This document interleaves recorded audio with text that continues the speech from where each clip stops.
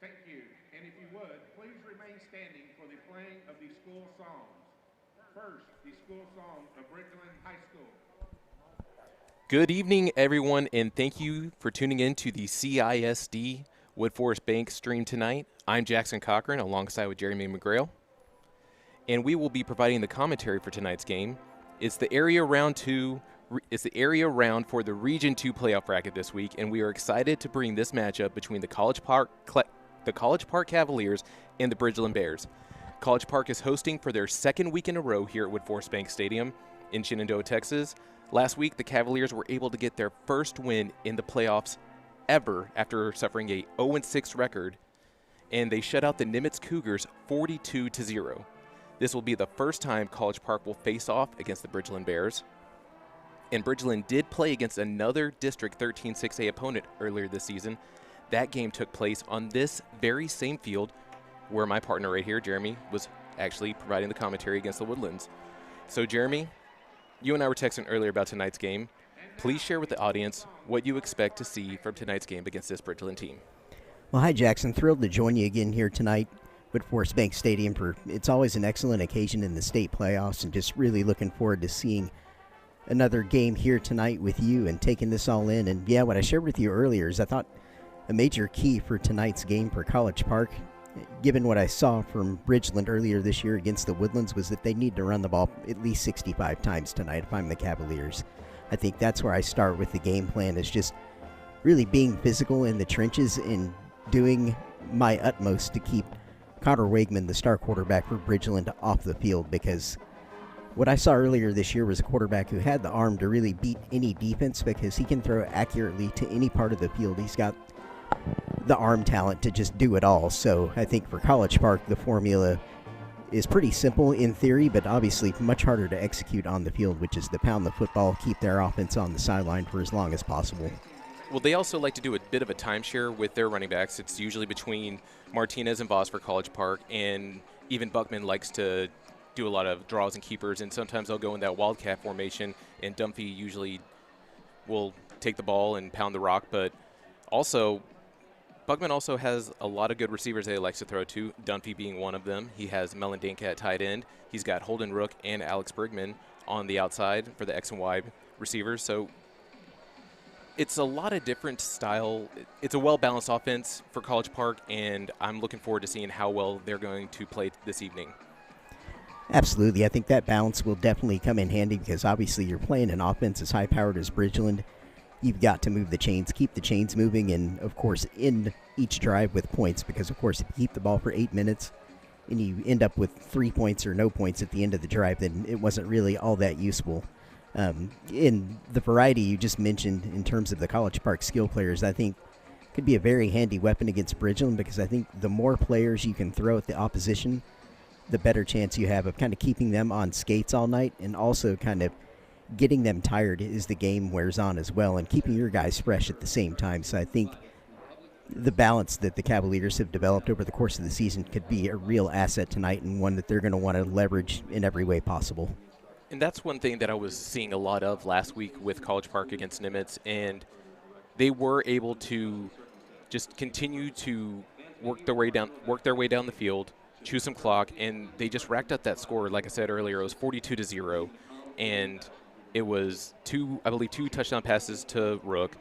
Buckman actually got a reception touchdown. He ran one or two in, so it was just a lot of Buckman last week, and you're just going to see a lot of that tonight as long as this Cavalier offense is able to not turn the ball over, which we saw a lot from the Woodlands last week. Unfortunately, don't want to shy anything away from that matchup because we're concentrating on College Park and Bridgeland this evening, but just want to just make sure that you got to win the turnover game. That's key, especially in any stage of football. Absolutely, and you and I saw pretty much Exhibit A for that last week in that the Woodlands against Spring game, where the Woodlands, I think, had 4 turnovers to Spring's 1, if I remember correctly. My memory may be fuzzy on that, but regardless, Spring won the turnover battle last week by at least 2, so we saw firsthand just how key that is. And another key that I'll be looking for tonight is defensively for College Park. The pressure that they're able to generate up front will be just absolutely huge because they're going to have to dedicate so many numbers to coverage that it's going to be vital that the defensive line for College Park is able to kind of create something as the game goes on and just try and harry Wegman in some way. He does have a very quick release, so it's hard to kind of get there even when you do beat the blocks, just because he's that quick with getting the ball out. But regardless, it's like you've got to do everything you can against this guy to create pressure, because as a defense you are going to have to dedicate mostly to coverage and to spying, because Wegman is a good enough athlete to do things with his legs when required. Because you're wondering, are you going to be able to contain him on the outside? And if you do that, it's also going to open up the field. Are you going to be able to just put a spy out there on the defensive side, either keep a safety up a little bit more or have one of the linebackers just continue, like I said, spy? But I'm curious what he's going to do with Joseph Golden, because Golden is one of the better D-backs here for College Park. And I remember watching against Nimitz last week, and they weren't really throwing in Golden's direction. And he, I believe, has 4. I don't have the updated stats. Like, we haven't been able to get anything updated since the close of the season. So I don't know if we have any more, but I believe he has 4 interceptions on the year. But also, like you were talking about, the front line for College Park, Edmondson and Hall are 2 guys we're going to be focusing in on tonight. Absolutely, and we'll be watching that coverage and see exactly what they do with Golden. Do they have him shadow Andrew Molesky, which is Possibly one of the go-to players for the Bears? Yeah, so we'll have to watch that kind of on the first series or 2 and see what exactly College Park's approach is to kind of dealing with their offensive Goldens, following Molesky around, or if they're just content to keep him to his side of the field and just shut down whoever shows up over there. And one thing I'd like to mention about Bridgeland here before we get going here tonight, it looks like we're little over 7 minutes from kickoff now, but Bridgeland hired a very experienced coach in David Raffield. He was at Cy Falls before he was at Bridgeland, and he really put the Cy Falls program on the map and took them to state in 2006. Actually, they were state finalists and lost to Cedar Hill of Dallas that year. But regardless, Raffield has a very big reputation in Cypress. I think he actually went and worked at Texas A&M for a couple of years after he left Cy Falls before coming back to take that Bridgeland job, because I think everyone, when Bridgeland High School was built, and they're located right along the Grand Parkway, it's a really, really nice newer kind of subdivision that's been built kind of in recent years. And as soon as it opened, I think people knew they had a chance to be really good, because Cy Ranch is the neighboring high school in the area with Bridgeland, and obviously Cy Ranch, as soon as they went up as a football program, they've enjoyed a lot of success as well. They made a state run themselves and actually got to play against Kyler Murray and Allen for state. So Bridgeland kind of comes from an area in Cypress, and of course their specific part of Cypress has a history of producing successful teams, and Bridgeland's kind of trying to punch their way up and kind of add themselves to that list as they've run out here tonight. So the Bears, again, just very experienced playoff coach in Dave Raffield. He's been involved in it all, and just a really good chess match that'll be taking place between Raffield and, of course, Lonnie Madison for College Park here tonight. Yes, as you were just saying, Bridgeland, they just came out of their inflatable bear, which that's a nice-looking inflatable. We were talking about that before we even came on air. And Bridgeland's going to be wearing their all-white unis. I believe you refer to them as a specific pop culture sci-fi trooper of some sort. Stormtrooper uniforms, Stormtrooper, that's what it is. And right now, I see that the Cavaliers are running out of their inflatable, being led by Holden Rook, waving the American flag as he does every single game. And they are in their all-navy, from top to bottom, unis with that shiny glimmer, that shiny CP on their helmet right now. And we are just 5 minutes away from kickoff. They should be coming out shortly to bring the ROTC on the field at midfield, and we're going to do the national anthem, and we will be quiet during that, of course. And we're going to be bringing you some more high school football in the playoffs. It's just an exciting time of year, isn't it? Absolutely. It's just awesome. It's the best time of year, in my opinion, here in Texas, just to go into the festive season playing playoff football. And speaking of that, of course, we have College Park Bridgeland here tonight. The winner of tonight's game will play the winner of Tyler Legacy against Cedar Hill. So that's a DFW versus East Texas matchup in that one. So the survivor of tonight, and that's what it's all about. Whether you win by 1 point or 40 points, it's all about just surviving and advancing this time of year. Exactly. Doing everything you can to win the game. Don't worry about last week because it's gone. Mm-hmm. Next week doesn't exist. You have to earn that. So we'll see what happens here in a little over 4 minutes. ROTC marching out on the field right now. I'm going to go ahead and mute myself as we get ready to pay respect to our great nation. Thank you.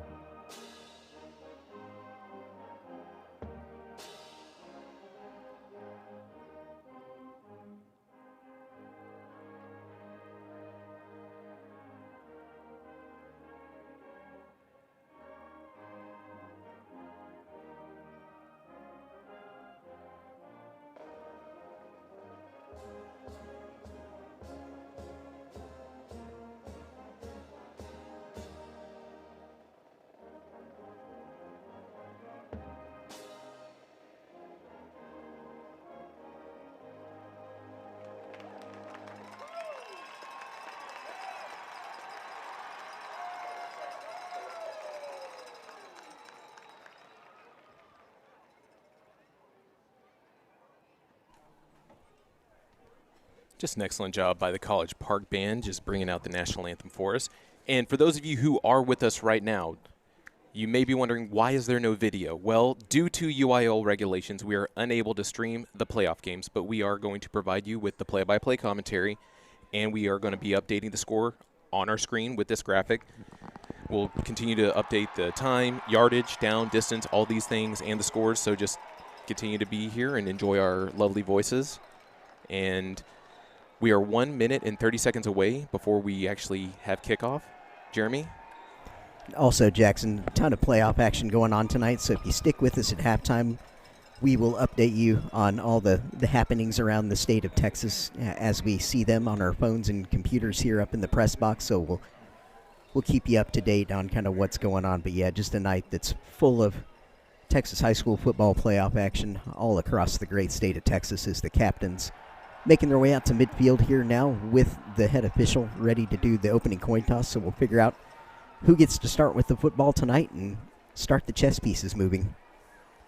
And I know that Willis is actually just south of us. They're playing against Tomball at Spring.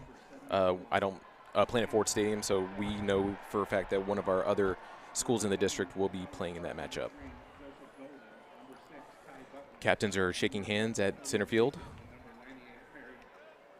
Just waiting for the referees so we know what to expect.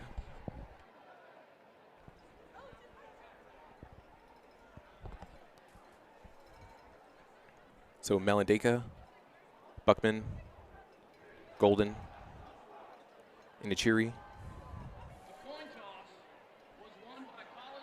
College Park won the toss. They will defer to the second half. Bridgeland will receive from the north end side of the end zone. Both teams are shaking hands as they will make their way back to their sidelines. And we're going to be underway just shortly.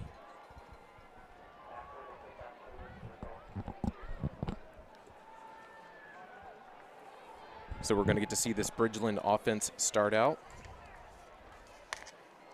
Get to see Texas A&M verbal commit Connor Wigman. Yes, Wigman, he is just, again, as we talked about in the pregame, he can make every single throw on the field. And again, we talked about pregame that one of the missions for College Park tonight would be to do their best to kind of have just methodical drives, even if they're not especially long drives, but the kind of drives that will tire out the Bridgeland defense, keep Wegman off the field where he can't do as much damage, because I can tell you from having seen the way that Bridgeland's game played out against the Woodlands, this is not a guy that you want to go score for score with and get into that kind of score fest. So for College Park, I think anything they can do to kind of keep the score down is very much in their favor here tonight. Bridgeland wants a high-scoring game, so you've got to give them the opposite, which is a pounding, sort of lower-scoring game. Kind of take it old school a little bit, play a little 1990s football out here. Yes. Bridgeland has 3 receivers back. It's actually going to be Joshua Ryan, Mateo Mora, and Caleb Fatigue, as Sebastian Parr kicks it off. And we are officially underway, and that is... Like he just stepped out of bounds there. Yeah, he did. So Bridgeland's going to start their drive out behind the 20, so it's going to start off 1st and 10 at the 19. Yeah, great job by the College Park kind of coverage team. They had the sideline covered down there, so I don't think there was anywhere for the return man to go, even had he stayed in bounds there. No, not at all. As Bridgeland is lining up, 2 backs and twins left, lone right, as they go to an empty set. Brigman in the backfield, gets a snap, looks, finds a man. Incomplete pass. That pass was intended for Jonathan Nelson, one of his top guys he likes to look to so far. Just incomplete. Incomplete pass to start there. Positive start for College Park, and they were just showing a 3-down defensive front there, so not electing to bring a ton of pressure. It's just the 3 guys, no blitzing or anything. Everybody else was in coverage. 2nd and 10. Molesky goes in motion, play action. Wingman finds a completion over in the middle to Nelson for the first down. Yep, sliding catch. Looks like that was a, trying to do the yardage. That was about 11-12 on the reception as they bring up another, as they hurry up, and Wingman drops back and finds his main guy, Molesky, for another Bridgeland first down. Yep. Just starting to move those chains rapidly with continuing with this hurry-up offense. Absolutely. They'll move as quickly as they can. This is a Rapield staple for the offenses that he's had over the years. It was the same way at Cy Falls. Oh, there's a low snap. Yeah, Wegman totally surprised with that snap there. College Park couldn't quite get there to recover that. But yeah, Edmonton was right there on the coverage. And they backed up 4 yards on that. So it'll be a 2nd and 14 they've got on the scoreboard now. Bridgeland's going trips left, lone right, as they go back to an empty set. Wingman in the backfield. He starts to roll right as he's going to do a keeper, and he starts to run and finds his way out of bounds at the 45 line. Okay. Yep, got back to It's hard to tell with all these players in the way and coaches just standing right there. Absolutely, yeah. Got back to the original line of scrimmage plus 2 yards there, so it's 3rd and 8. 3rd and 8, 11:04 left on the clock. Empty once again. Yeah, empty set. Whitman throws to the middle of the field for an incomplete pass, which brings them to their first 4th down tonight. Yep, it's accurate throw. Did they go for a lot well, no, it looks like they're bringing out the punt team. I was going to ask, did they bring a lot of going for it on 4th down, especially here at midfield or close to midfield? I think if they were on the plus side of the 50, they'd go for it for sure. Okay. So I see that Dunphy's back there to return the punt. Yep, single man back. The line drive there. Hard to field. He takes it at the 10 as he's running forward. He's at the 20. Just leaps over a defender and is tackled right at the 24-yard line, which will bring out College Park's first drive this evening. Yeah, and he's a really good athlete. I was impressed with him when I saw him play against the Woodlands. Dunphy, he was making all the plays for the Cavaliers that particular night. So looking forward to seeing him in action here again this evening, see what he's able to bring in the playoffs. Again, just a sophomore. Yeah, he's just like a Swiss Army man just right out there. Just you can put him at quarterback in the Wildcat. And right now, Buckman, 2 backs in the backfield. Maldeka goes in motion, gets set. That's going to be a handoff as he rolls to the left side. That was Dunphy on the carry, I believe, as he is tackled at the 31. Yep, good positive early sign for the Cavalier offense there. Just a power play around the left side of the formation, gained 8 yards right off the shoot. So that's a very good sign to start the game. So it makes me wonder if you're actually going to be accurate on this. We're going to continue to run the football as Buckman looks to the sideline as they're going to change the play. Anytime they get to use clock, keep Wegman on the sideline, especially with the score being 0 on their side. Absolutely. Run it, run it, run it. Yep, another handoff up the middle as he is brought back in the backfield. Brought down in the backfield. That was Dunphy. No, that was actually Martinez on the carry. Yep, and it's going to bring a 3rd and 2. And you can see that this Bridgeland defense is playing like very tight right now. They're expecting the run. Just makes you wonder if they're going to try to change it up and catch them off guard and try to throw a deep pass to Rook. Yeah, as you mentioned in the pregame, College Park's got weapons that they can use. And look at everybody straight across the line of scrimmage it's straight here. Up, man. They're lining up hard. Goal right line there. defense. Buckman back to pass, does a little quick to Dunphy. As he gets Wide the first open. down, he is at the 40, 45. He runs out of bounds at the College Park 45, so they're still in their territory. But they get the first down to extend this drive. And Outstanding play they just dialed up there against that defense. Goal line defense by Bridgeland there, and they called the perfect play. yes, College Park lines up. Twins right, twins left. Martinez in the backfield in the sidecar with Buckman. They're changing the play at the line. Everyone's waiting to get back set. 1st and 10, 9:31 left in the first quarter. We're waiting. Buckman gets the snap. He's going to do a quarterback keeper as he runs to the right side as he almost gets to the second level. Looks like a loose ball there. Oh, it is, and Bridgeland's going to come up with it. Yep, they do. Bears recovered that. It was about a 4-yard gain, it looked like, by Buckman, and then the ball appeared to come out as he was kind of going to ground. Charles McKnight on the fumble recovery as Bridgeland's offense is going to come back out on the field. Again, turnovers. Talked about it pregame, and there's the first one here tonight. And goes without saying, when you're playing an offense with the kind of danger that Bridgeland possesses, just one of the things you absolutely cannot do under any circumstance in a game like this when you're trying to win against an explosive Wigman offense. does Here's a play Wigman. action, drops back. So he throws to the left sideline as he finds incomplete, but there's a flag on the He's play. going to get pass interference. 2 flags come in. That pass was intended for Jonathan Nelson. It was a wheel route design on that play by the Bears. Good design to it. Defender was there in the hip pocket, but just a little too much contact. Yeah.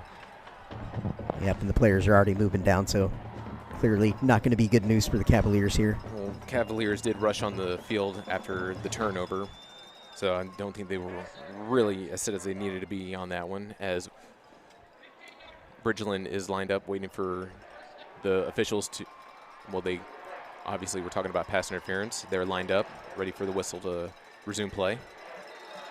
1st and 10 at the 36.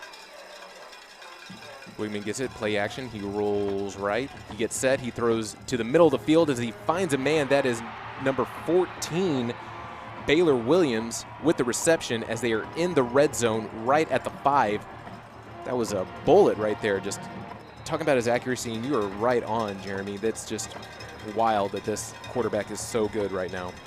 Yeah, he is just as big, if not bigger, actually probably a bigger baseball prospect than he is a football prospect, so that should give you some sense of just kind of how elite his arm talent really is. Russell Wilson, Kyler Murray, James Winston. Yeah, John Elway. John Elway. Whoo. Yeah, the list is long for those guys that have played both sports and done them really well. Tom Brady even played baseball. Did you Yes, know that? he did.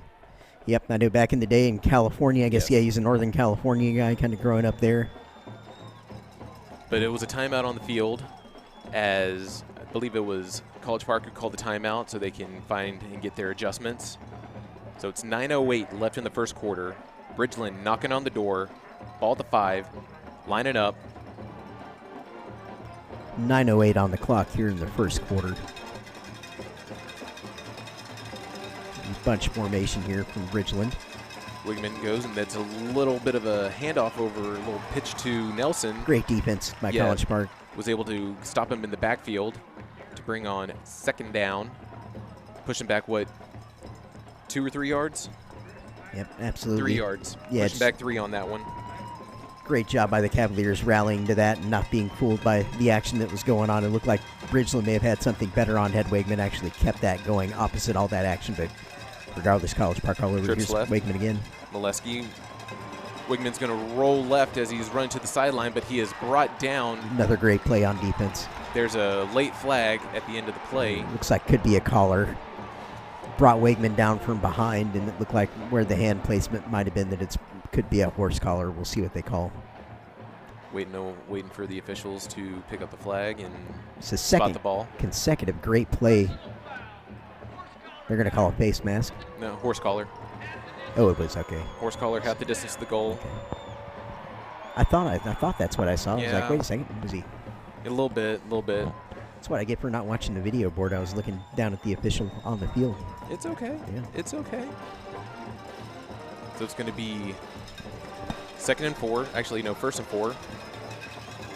Wigman in the gun as he hands it off up the middle, and it is a touchdown. Bridgeland. That was number 37. No, number 27. Mason Colton, senior, getting the touchdown rush for Bridgeland as they score 6-0 right now. Yeah, just straight up the middle of the College Park defense there. Nothing fancy. Just kind of spread the field a little bit and run right up the middle for a touchdown, and obviously the result of a turnover to start this drive. College Park was moving the ball really well on that drive. They were about to cross midfield when the fumble occurred and gave Bridgeland a new lease on life there at the halfway spot. And obviously Wegman and the Bear offense, they don't need that kind of charity, and they do what a good offense should do, which is take advantage of the gift. And they're up 7-0 as a result with 8:26 to go in the first year tonight.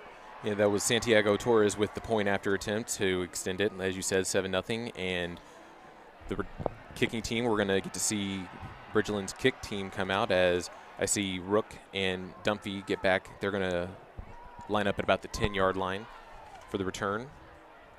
And just awaiting what's going to take place this next drive right now. Kick teams run back out. And Jackson, one of the big secrets, I think, of playoff programs who become perennial and do this year after year is each week they get to practice this time of year is just priceless, because you bring up all these young players after the sub-varsity season's finished, and they get to practice with the varsity throughout the playoffs, and I can't tell you how huge of an advantage that is, because these are extra weeks of practice on everyone else in the state the further you move along. Jack Koch kicks it back, and they're going to signal for the fair catch. That was Rook on the return. So College Park will line up at the 25. But I'm hearing some extra whistles out there. Anything going on? I'm looking for any laundry on the field. For laundry, I don't see it either.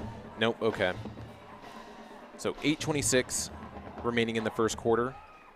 College Park is going to start their second drive at the 25. Waiting for referee to spot the ball for him as they are getting ready to. They're still talking. The College Park offense is still talking with coach on the sideline. Yeah, and for everyone listening, to give you a visual of what's going on in your mind, College Park will be moving right to left as we look at it here in the booth. Right, you are. Thank you for filling them in on that. And that was my bad for not providing that information earlier. I was talking about the jerseys, and we have the Stormtroopers and the Navy out there.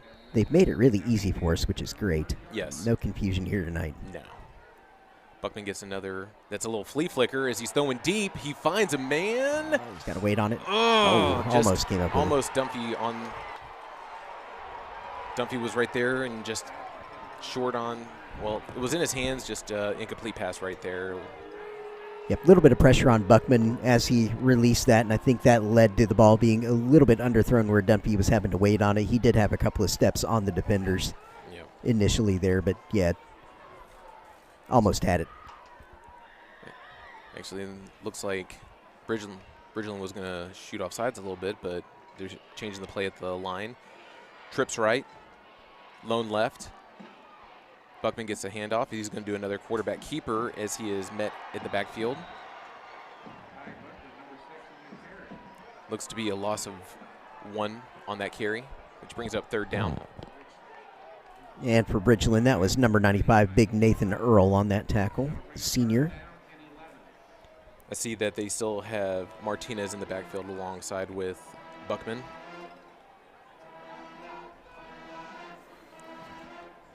See, looks like Mladenka split out wide here to our near side. He's in the slot. Twins left, twins right. Buckman plenty of time as he's throwing. He's looking for Mladenka, and he is just short, almost intercepted right there by number 23 on the Bridgeland side. That was Terrence Cullivan. Yeah, and double coverage there on that pass, just not there. Going up the sideline, looking deep. Just nothing going on there. Bridgeland alive to the threat. Sebastian Parr coming back to punt for College Park. Looks like Joshua Ryan back to receive for Bridgeland, a senior defensive back to receive this punt, number 7. Here's a snap. There's a booming punt. Yep, liner. Little bounce as he recovers. Well fielded. Yeah, he got it right there at the 35 and is tackled right at the 48, maybe the 47, waiting for the final spot from the line judge. Yeah, field position obviously continuing to not be in College Park's favor, but they can reverse that very quickly by forcing a turnover here, which would be extremely timely. Yes. As it goes without saying, against Bridgeland, you just don't want to be battling back from a multiple score deficit. And when I watched Bridgeland play the Woodlands earlier in the season, that was the Woodlands kind of issue in that game, is they went down by a couple of scores early in that game, or having to constantly kind of try and battle back into the game. Bridgeland moving left to right. It's going to be a handoff up the middle as he cuts back, and it is tackled. That was number 32, Noah Allen Queller. Yep, Cuellar. He gets tackled, and that was a 4-yard carry. As Bridgeland's just going to do a little bit of the ground game right now. Another handoff to Queller as he is tackled as he is right at the line, right at the first down mark. They're signaling first down, so that will be a 6-yard carry as they move the chains. And they still continue to do this hurry-up offense with Wigman and company. Yeah, I'm just leaning on College Park a little with the run game here to start this drive. Trying to wear him down. They're getting a change of the line of scrimmage. 1st and 10, ball on College Park 42 as Bridgeland moves left to right. Wigman in the backfield. Alongside, wait, there's a flag on the play. Might have been a false start from Bridgeland. Waiting to see. And it is. Back him up 5 yards. Good news for College Park. Yep. They'll take any of that they can get, that's for sure. Takes him back at midfield, right at the 50. And 6:34 on our game clock here in the first quarter tonight. Again, thank you for joining us on this audio stream. Again, as Jackson noted pregame, apologies we can't bring you the video, but that's the UIL doing what they do here in the playoffs. Yep. But we're happy to be a part of this and bringing it to you as Wigman drops back. He has plenty of time as he's looking just under, well, just a little bit behind his man. That was Jonathan Nelson as he was doing a little bit. Yep, the rare inaccurate throw from Wigman there. Yeah, had a man just coming straight across the formation underneath on that route, one that you really kind of want to put on the receiver, on it, right on his body, and just kind of hit him and let him turn and run with it. But Wigman was trying to kind of touch it to him a little bit, and as a result, you can't make every single throw. You can't make every single throw. It still looks nice. Yes. That's a pump fake by Wigman as it is 2nd and 15. He throws another incomplete pass, throws into double coverage. That was intended for, I think that was Caleb Fatigue. Yeah, he was really trying to thread the needle there. I mean, he had not only the 2 defenders to contend with, but the sideline as well. So well defended by the Cavalier defense. Yeah, they did bring pressure on him. That's why he had to roll left right there. In Jackson, here is where they have to get off the field tonight. 3rd and 15, they have to make the stop here and get off the field if they're planning on winning this game here tonight for the Cavaliers. Bridgeland trips left as man goes in motion. Wigman, he does another keeper as he's running with it, and he's running towards the sideline. And great job. Just right out of bounds. Looks like are they going to keep the offense out, or they're going to bring. This is a go territory. Yeah, they're keeping their offense out on the field, so they're going to go for it here on 4th down. It's a 4th and long, 4th and 11, 6:16 left. Ball on College Park's 43. Yep, we've seen it a couple times from Bridgeland here, favoring that slant route over the middle post route. So let's see if they go back there again. Wigman drops back. He throws to the right sideline, and they're saying that it's a completed pass. It's going to be short. It looks like it's going to be close. No, he has it. Does he have it? I think he has it. Yeah, they're moving the chains. He's just got 1 yard, so he did get the first down. Wait. Yeah. The chain gang started moving, and now they've kind of hit the brakes a little. Yeah. There's a little bit of communications. I'm looking at Bridgeland sideline, and you're looking at College Park sideline, so they're not right there with us. So we're going to wait they're going to start to have a conversation near College Park sideline, and we're going to figure this out. Let's see if they feel like they need to measure. They are going to take an official timeout. Yep. Should be bringing chains out. Yep. So because I thought that they got the first down, they got a yard extra, but it looks like right now they have they're just 1 yard short of it. So yeah, you're right. They're going to do the official timeout, going to bring out the line crew. This would be just absolutely massive for the Cavalier momentum early in this game to kind of get this to go their way here. Huge measurement. They've got to get this. Yes, I agree. College Park needs everything in their favor right now.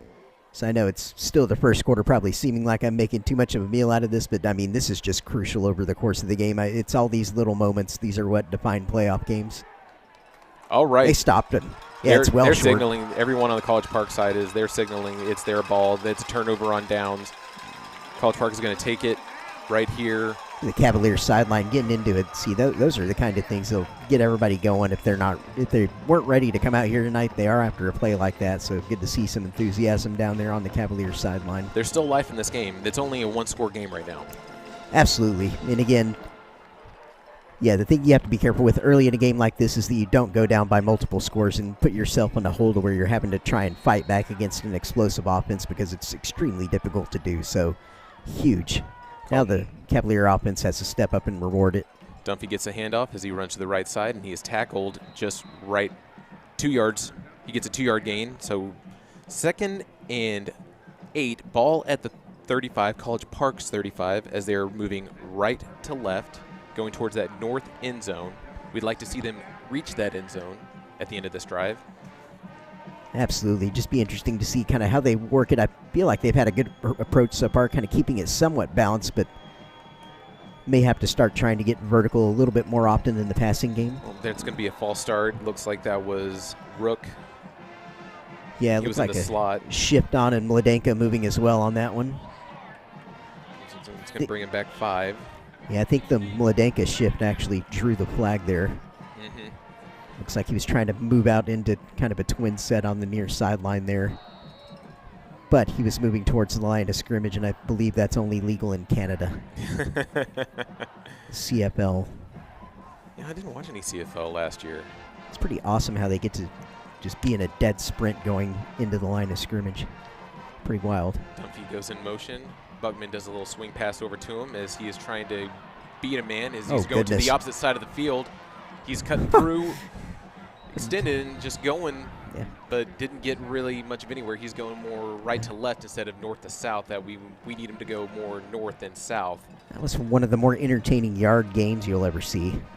So it's going to bring a 3rd and long, ball in the 32. Yeah, Dunphy nearly dancing out of that. That would have really been something had he been able to pop that out the backside of the formation there. But yeah, 3rd and 11. He was caught up by one of his men in fighting a defender, and then just was able to just go back to the opposite end as Buckman drops back. Looks like he's got plenty of time, goes to the middle of the field, just overthrows Mladenka.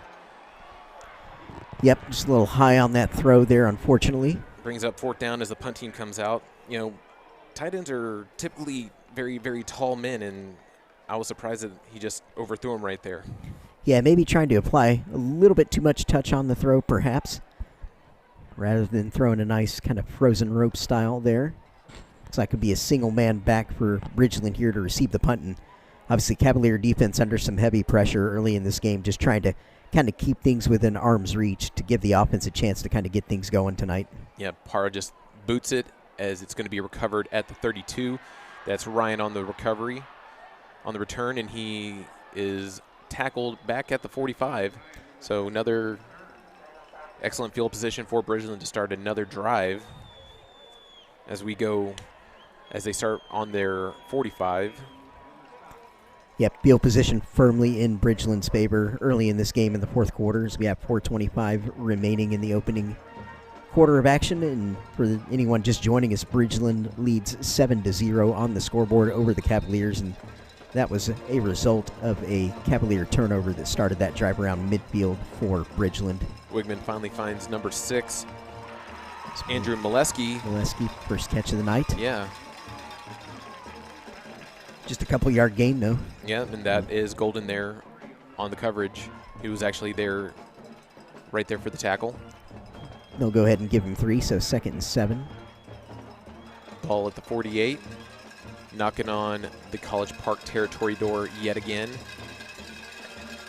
Wigman still in the shotgun as he does a quick pass to the sideline, right sideline, as he finds Joshua Nelson. Did he get the first? Nope, just short of the first down. It's going to be 3rd and 2, but they are back in College Park territory yet again tonight. Absolute dart by Wegman on that throw. Again, super quick release. And we haven't really got to see him use his legs a lot yet. Not yet, maybe once or twice. And as I say that, he does another quarterback keeper as he gets the first down as he's tackled by Golden down at the 40. So 7 on that carry. Yep, and there he is, keeping him honest. And yeah, he will do that from time to time. Again, it's not something that they obviously want to do a ton with him because they're obviously protecting his arm and not wanting him to take too many hits, but he does have it in the locker. 1st and 10, Wigman hands it off, and there's a flag as the play starts to conclude. Just a nice up-the-gut run, just ground and pound. That's College Park can get a hold call here. We'll see what's going on. That's Noah Allen Queller on the carry. Yep. Personal foul. Right you are. There was a hold. Yep. It was a hold. So push him back at midfield. Yep, again, just very big for College Park to take advantage anytime they get Bridgeland moving backwards like that. So 1st and 20. Great chance for them to try and get off the field now.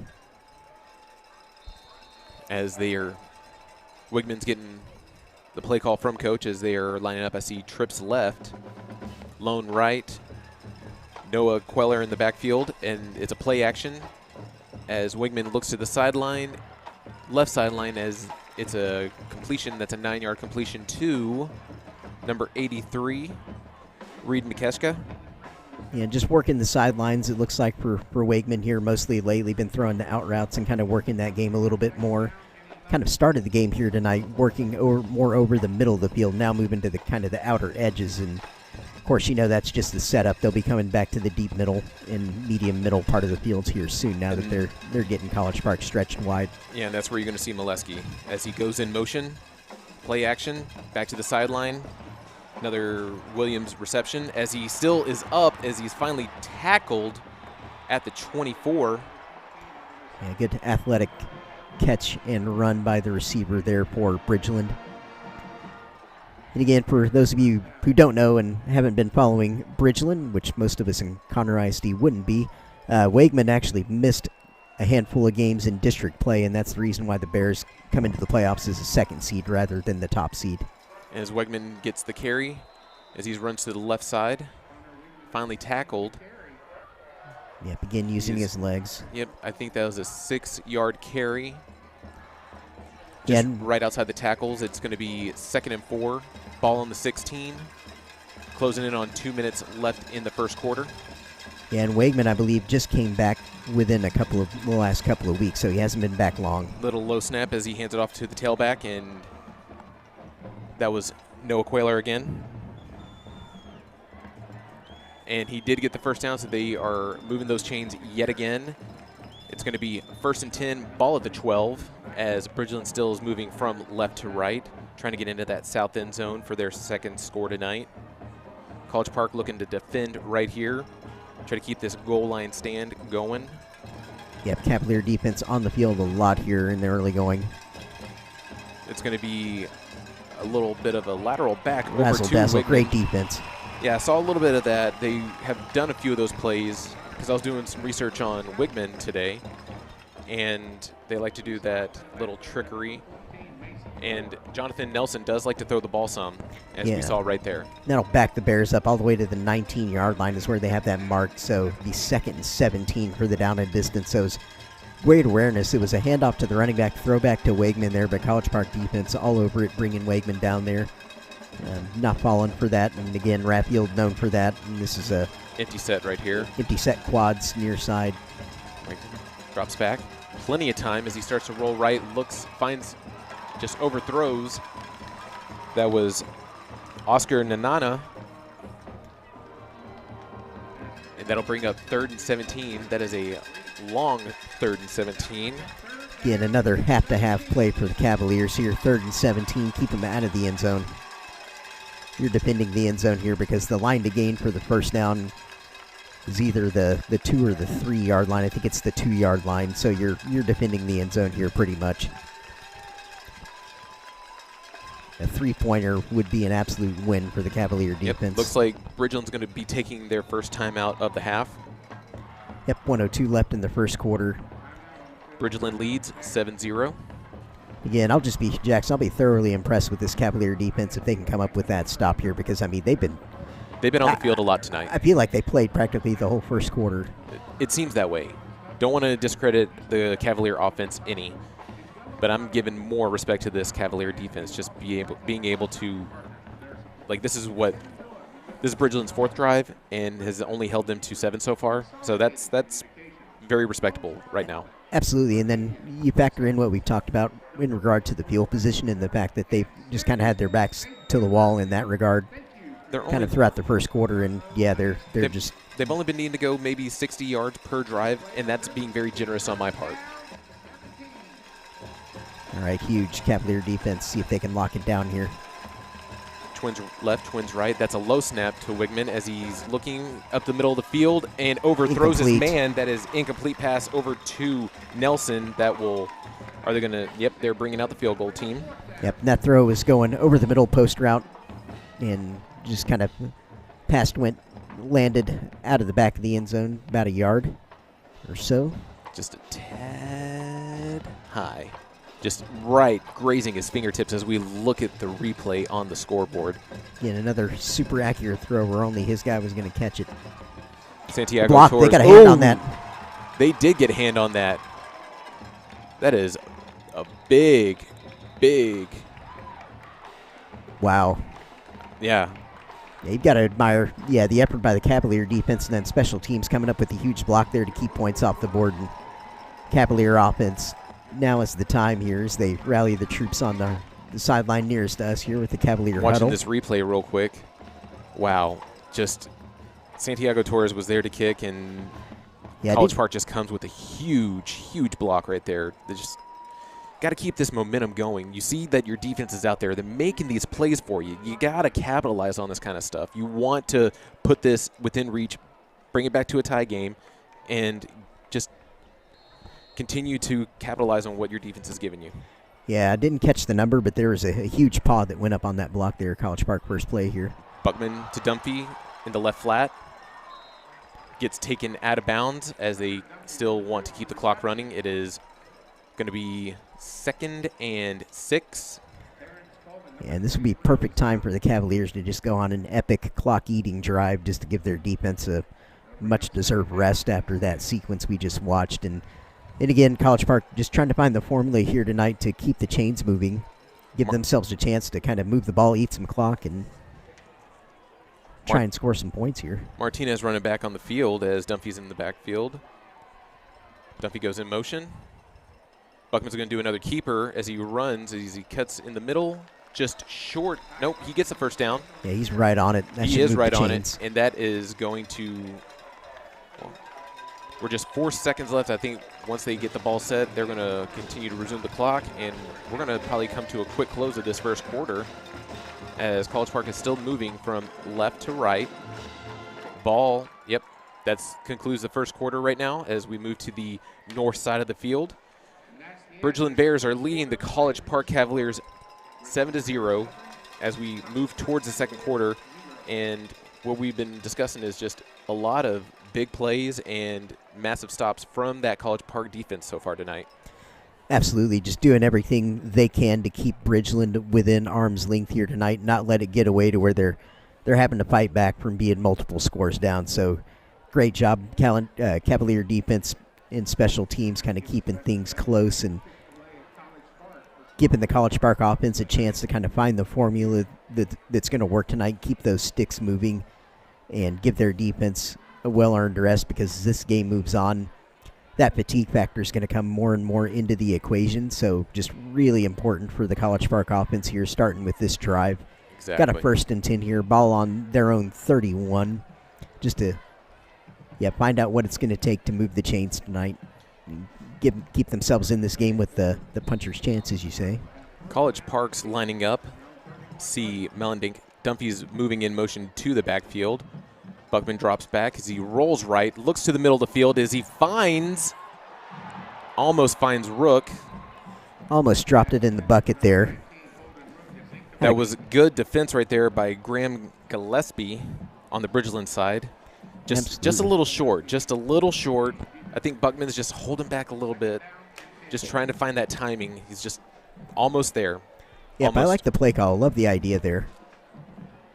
Not afraid to go down the field, especially to Rook, because Rook has, once he gets it, he turns on the burners and he's gone. So I want to see one of those plays, especially right in the middle of the field. That's where he likes to find that sweet spot whenever he's looking for Rook. As it's going to be 2nd and 10. Martinez in the backfield. Here. Buckman throws to the right sideline in the flat as he finds Dunphy as he runs out of bounds. But there is a flag at the end of the play.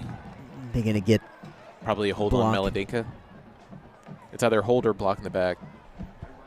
Yeah, obviously not what they're looking for, but yeah, some hands going up in the College Park huddle like, what did I do?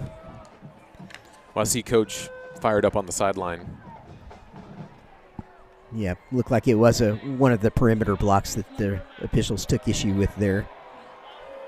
And speaking of speed, yeah, Dunphy, again, just super impressed with him. He's going to be a handful for this district to be dealing with over the next couple of years. Swiss Army man. Look at him. Absolutely. He reminds me quite a bit of Ben Ferguson at the Woodlands. Just, of course, Ferguson graduating now. Won't get to see him play anymore, unfortunately, but it looks like, yeah, Dunphy is kind of cut from a similar cloth. It's going to be 2nd and 20, ball at the 21. College Park moving left to right. Empty set. It's a little bubble screen right there. There's Rook. He's at the 40. To the house. He's at midfield. He's at the 40. He's at the 30. He's at the 20. 10. Goodbye. Touchdown. College Park. We are almost back with a tie game. That is exactly what the Cavaliers needed there. Just excellent execution. Kind of jailbreak style screen. And just busted that in all kinds of space. Just broke that wide open. And just you couldn't come up with better timing for that. 80 yards to the house. That's what we like to see as Para is coming out with the kick team to bring on the point after attempt. And he's pretty good. He's at least 95% with the extra point. Snap, hold, kick. It's good. Splits the uprights. It is a tie ball game, ladies and gentlemen. As the second quarter starts, we get an 80-yard screen to Rook to the house. We are tied up. Absolutely massive. Just they had to have it. We've been talking about it the last couple of series that College Park kind of needing to reward the effort of their defense, and they do just that there, getting that huge play that they just break wide open. Excellent. The game was already on, but now it's really, really on. 7-7 on the scoreboard here tonight. Outstanding. Woo! Like I told you, Rook gets the ball, gets some separation, turns on the burners. He's gone. That boy's fast. Yes, he is. And that was the kind of play, as soon as he hit the 50-yard line, you could see that, there was no catching him because he was already like acres of space. Yes. Acres. Yes.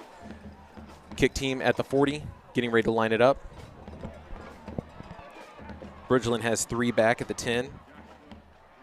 Same as earlier in the half. Josh Ryan in the middle, that's one I can really tell right now. Para with the boot. That's a little high pooch right there as they signal for the fair catch. That almost was a bit of confusion there between the Bridgeland return men. They almost kind of bumped into one another, as you see sometimes in baseball. It's baseball. You got to call it. Like, call it in the air. That was Hudson Hooper getting the return. Yeah, they nearly helped College Park out there quite a bit if they had bumped together a little harder and dropped that football. But Bridgeland is spotting the ball. They have it at the 27. They're moving from right to left. 11:29 here left in the half. 1st and 10 as Wigman comes out. That's a high snap. He bobbles it, and he is great tackle. Sacked in the backfield. That is number 14.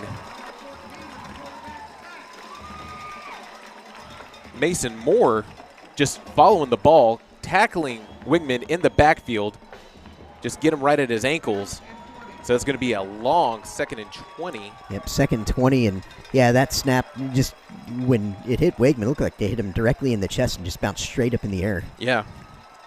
So we've had a few low snaps and now a high snap, and the semi-low snap for Wegman as he's throwing towards the College Park sideline, and that is number 14, Baylor Williams on the reception as he looks to be 12 on that one. Yeah, and College Park not quite getting what they wanted coverage-wise there. Didn't get anybody underneath that throw, and just a little bit too big of a pocket of space for Wegman to kind of drop that into. It's kind of an easy throw just because of that space that he had.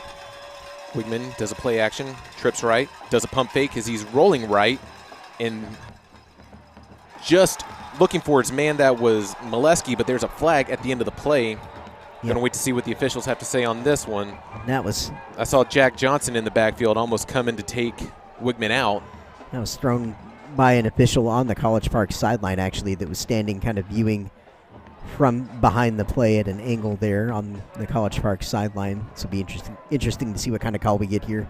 It's like ineligible man downfield, perhaps. Let's hope so. Waiting for the referee. There you go. Jeremy, I didn't even see that. Good eye. Yeah, I saw the official kind of deliver an early signal there. Bring up 4th down, another huge stop for the Cavalier defense. This is just what they need to be doing here tonight to give themselves a chance in this football game. And I see Dunphy is at the 30 in their own territory, ready to return this punt as Bridgeland gets the snap. That's a boot by Ross Polmare. Nice spiral punt. As Dunphy signals for the fair catch, he's going to be down at the 29 where College Park's offense is talking to coach on the sideline. So, yeah, how about more of the same on this drive, too? If you can go ahead and bust another long touchdown pass, why not here? Another long catch and run would be great, but yeah, just continuing to be really positive signs from the Cavalier defense early in this football game. Doing their job, getting the offense back out onto the field with a chance here. And College Park will see if they can try and take their first lead of the night, if they can put together another scoring drive here. Buckman in the backfield. Dunphy's going in motion. Buckman does a little bit of play fake. Under He's pressure. rolling right, yeah, under pressure. Ball comes out. Ball comes out. Bridgeland recovers. That is number 10. Oh, that's going to be a touchdown. That is a touchdown by Bridgeland, number 10, Caleb Fatigue. And again, just, pocket collapsing around Buckman there, and his options became more and more limited, and this he was just trying to escape. Kind of was still trying to maintain that throwing kind of posture, and as he did, the ball was just knocked out there. That's a second fumble tonight by College Park and Buckman. That's what's going to hurt you is just getting those turnovers.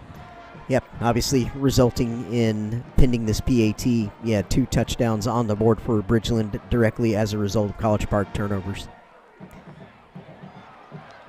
No good. No good on the point after.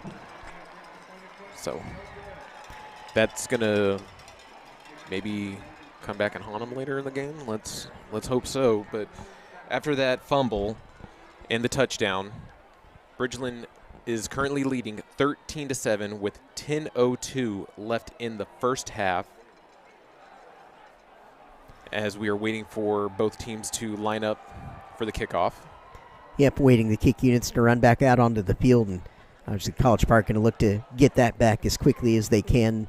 Not what you want to allow, but it's over and done with. You got to put it in the past, come back out and have short memories and put together the kind of drive you're capable of, and we saw it on that long touchdown play that College Park does have some avenues for success here tonight on offense, so they need to keep working to those as best as they can as they bring out 2 deep men to receive this kickoff. Looks like Dunphy and Rook. Yep. It's usually their 2 guys in the return. Why not? From what we've seen here so far tonight, those look like the 2 guys you want back there all the time. Yep. So Jack Koch back to kick for Bridgeland. Boots it deep. Looks like it's going to be Dunphy. He's going to keep it as he gets it at the 8, and he's running through midfield. He is back at the 30. Was turning for a little bit extra, but they're going to down him at the 30. College Park's going to bring their offense back out. Like you said, forget about what just happened just a few seconds ago, and let's get back there. We've already made it to the end zone once tonight. We can do it again.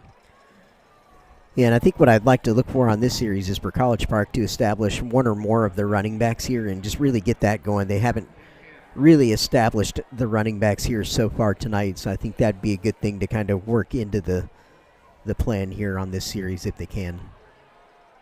And Buckman gets a handoff, as you're saying, establish the run. He hands it off to Martinez as he runs right up the middle in between the tackles.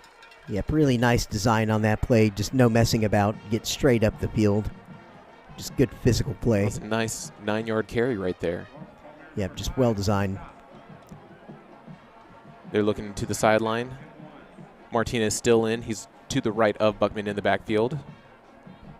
Twins right, twins left. Well, actually, I'm sorry, twins right. Melendink is in the backfield too. It's going to be a keeper for Buckman as he just gets 3 on that as he gets the first down. As College Park is moving left to right, going towards the south end zone, almost to midfield. Yep, 9:16 and counting on the clock here in the second quarter tonight. Bridgeland leading 13-7. Second round playoff action, and of course Jackson, only 32 teams left in the bracket. After tonight, that number goes to 16. Wow. And it's a privilege to be able to practice on Thanksgiving, so that's what each of these teams is fighting for here tonight. Another snap to Buckman as he looks back, rolls right, has plenty of time, throws up the middle of the field looking for Dunphy. All the time in the world there. Yeah, and he was looking for probably for the referee to throw something afterwards, but that did not happen. Yeah, Dunphy appeared to have some defenders kind of draped on him there. I think they should have threw a flag there, to be honest. That's just my bias, but I'm here to just call a game right now. So it's 8:50 remaining in the half. Ball at the College Park 45, closing in on midfield. Yep, Dunphy in the backfield with Buckman here on this play. I see Rook. Speed option. Are they going to pitch it? Needs to protect the ball right there as he runs out of bounds. I remember back in Pee Wee, he was holding it like a loaf of bread, as one of my old coaches would tell me. That running back's holding it like a loaf of bread. He needs to protect that ball. Absolutely, and on that play, you're, of course, reading the defenders, usually reading 2 defenders on that play if you're running the option the true way, which is you're reading an outside linebacker and a safety. And kind of once you make that read, you can kind of pull it in and tuck it once you decide the pitch is off. 3rd and 6. Buckman drops back. He throws just to Dunphy as he makes it back to the line of scrimmage. Yeah, trying to run the screen, and Dunphy just falling down as he was catching that, and obviously not what they were looking for there. As they bring the punt unit out. Yep, got to punt it here just on the minus side of the 50. Defense has been doing a great job tonight, so got to punt it. Need to see if Parr is going to get some hang time on this, as I see number 7, Joshua Ryan, back to return for Bridgeland. Is he going to do a little bit of that rugby-style punt, or is he going to get some hang time on this? Waiting for the snap. Nice, clean snap. Got some good hang time. Nice spiral on it. See if they can get to it. They're going to let it roll. Great. That's great field position right there. We're going to get to see Bridgeland back at the 7. Yep, 7-yard line. So they're going to have 93 yards to work with. We haven't seen them back this far so far this evening. Yeah, just an excellent punt there by College Park, and they really could have been downed even further back than that, but the coverage man, I won't fault him one bit for downing it where he did, because that football just takes all kind of weird bounces, so he wasn't going to give it a chance to do something crazy there, and as it is, just pinning Bridgeland way back, so great job by the punting team for the Cavaliers there. As Wigman and company come back, I see Molesky goes in motion as they hand it off, and it is met by a storm. Stuffed. Just right there. Yeah, Gets great a run 1-yard defense. Loss. Great run defense by the Cavaliers there, just shutting the door on that one completely. Bridgeland moving right to left. Ball at the 6, 2nd and 11, as they are getting the play from coach at the sideline. With a quarterback like Wegman, this is actually when this sort of offense can be the most dangerous in terms of making a big play. So College Park DBs need to keep their wits about them, keep their heads on a swivel, and not let any man get behind them, because this is where an offense like the one Bridgeland runs can look to be aggressive as a false start. It's going to back up Bridgeland half the distance here, it looks like. Going to put him at They're 3. back up even deeper. But yeah, again, this is where offenses like this love to take shots if you give them an opportunity. So College Park needs to do their best, do their utmost to eliminate that chance for Bridgeland to try and get vertical here. Just curious if they're going to try to blitz a corner or if they're just trying to not trying to risk that, especially with the arm that Wigman has. It's a play action. He's throwing towards the sideline. Looks like they were throwing in Golden's direction. Yep. And that was Nelson yet again on the reception. Good tackle. Yeah, I think the safer course of action is to, again, just try and do your best to keep everything in front of you without being overly soft as a defense. And that can be a really tricky balance to strike when you're facing this kind of offense. It's like keep things in front of you, but don't be too soft. Wigman back again. He's just right there, and as he throws to the middle of the field looking for Nelson, just overthrows him. Yep, and there was the shot they were taking there. Yeah, deep post, ball's incomplete. He had a little bit of a separation, just a yard or two off of Golden, but just overthrew his man. Good stop right there by the defense, just holding them right there in their own territory, deep in their own territory as the punt unit comes back out. And I see Dunphy at the 50, 49-50 as he's hovering. Snap, kick, another spiral kick. Bouncing, favoring Bridgeland as they dead the play right at the 44. Yeah, Jackson, I don't know how the College Park sideline's feeling right now, but I'd be awfully fired up at the way my defense is playing if I was a Cavalier down there right now. It's like I'd be just juiced watching the way these guys are playing here so far tonight, just playing their hearts out so far in this game, just doing everything they can to give their team a chance. And they're still in it. Yep, they're firing me up here in the booth, just kind of watching them get these stops. And College Park offense, great field position here. It's going to be 1st and 10, ball at the 44. Another handoff to Martinez as he runs in between the tackles. He gets 5, maybe 6 on that carry. Yeah, again, just good physical football play and the kind of thing that they'll want to just establish often in a game like this here tonight.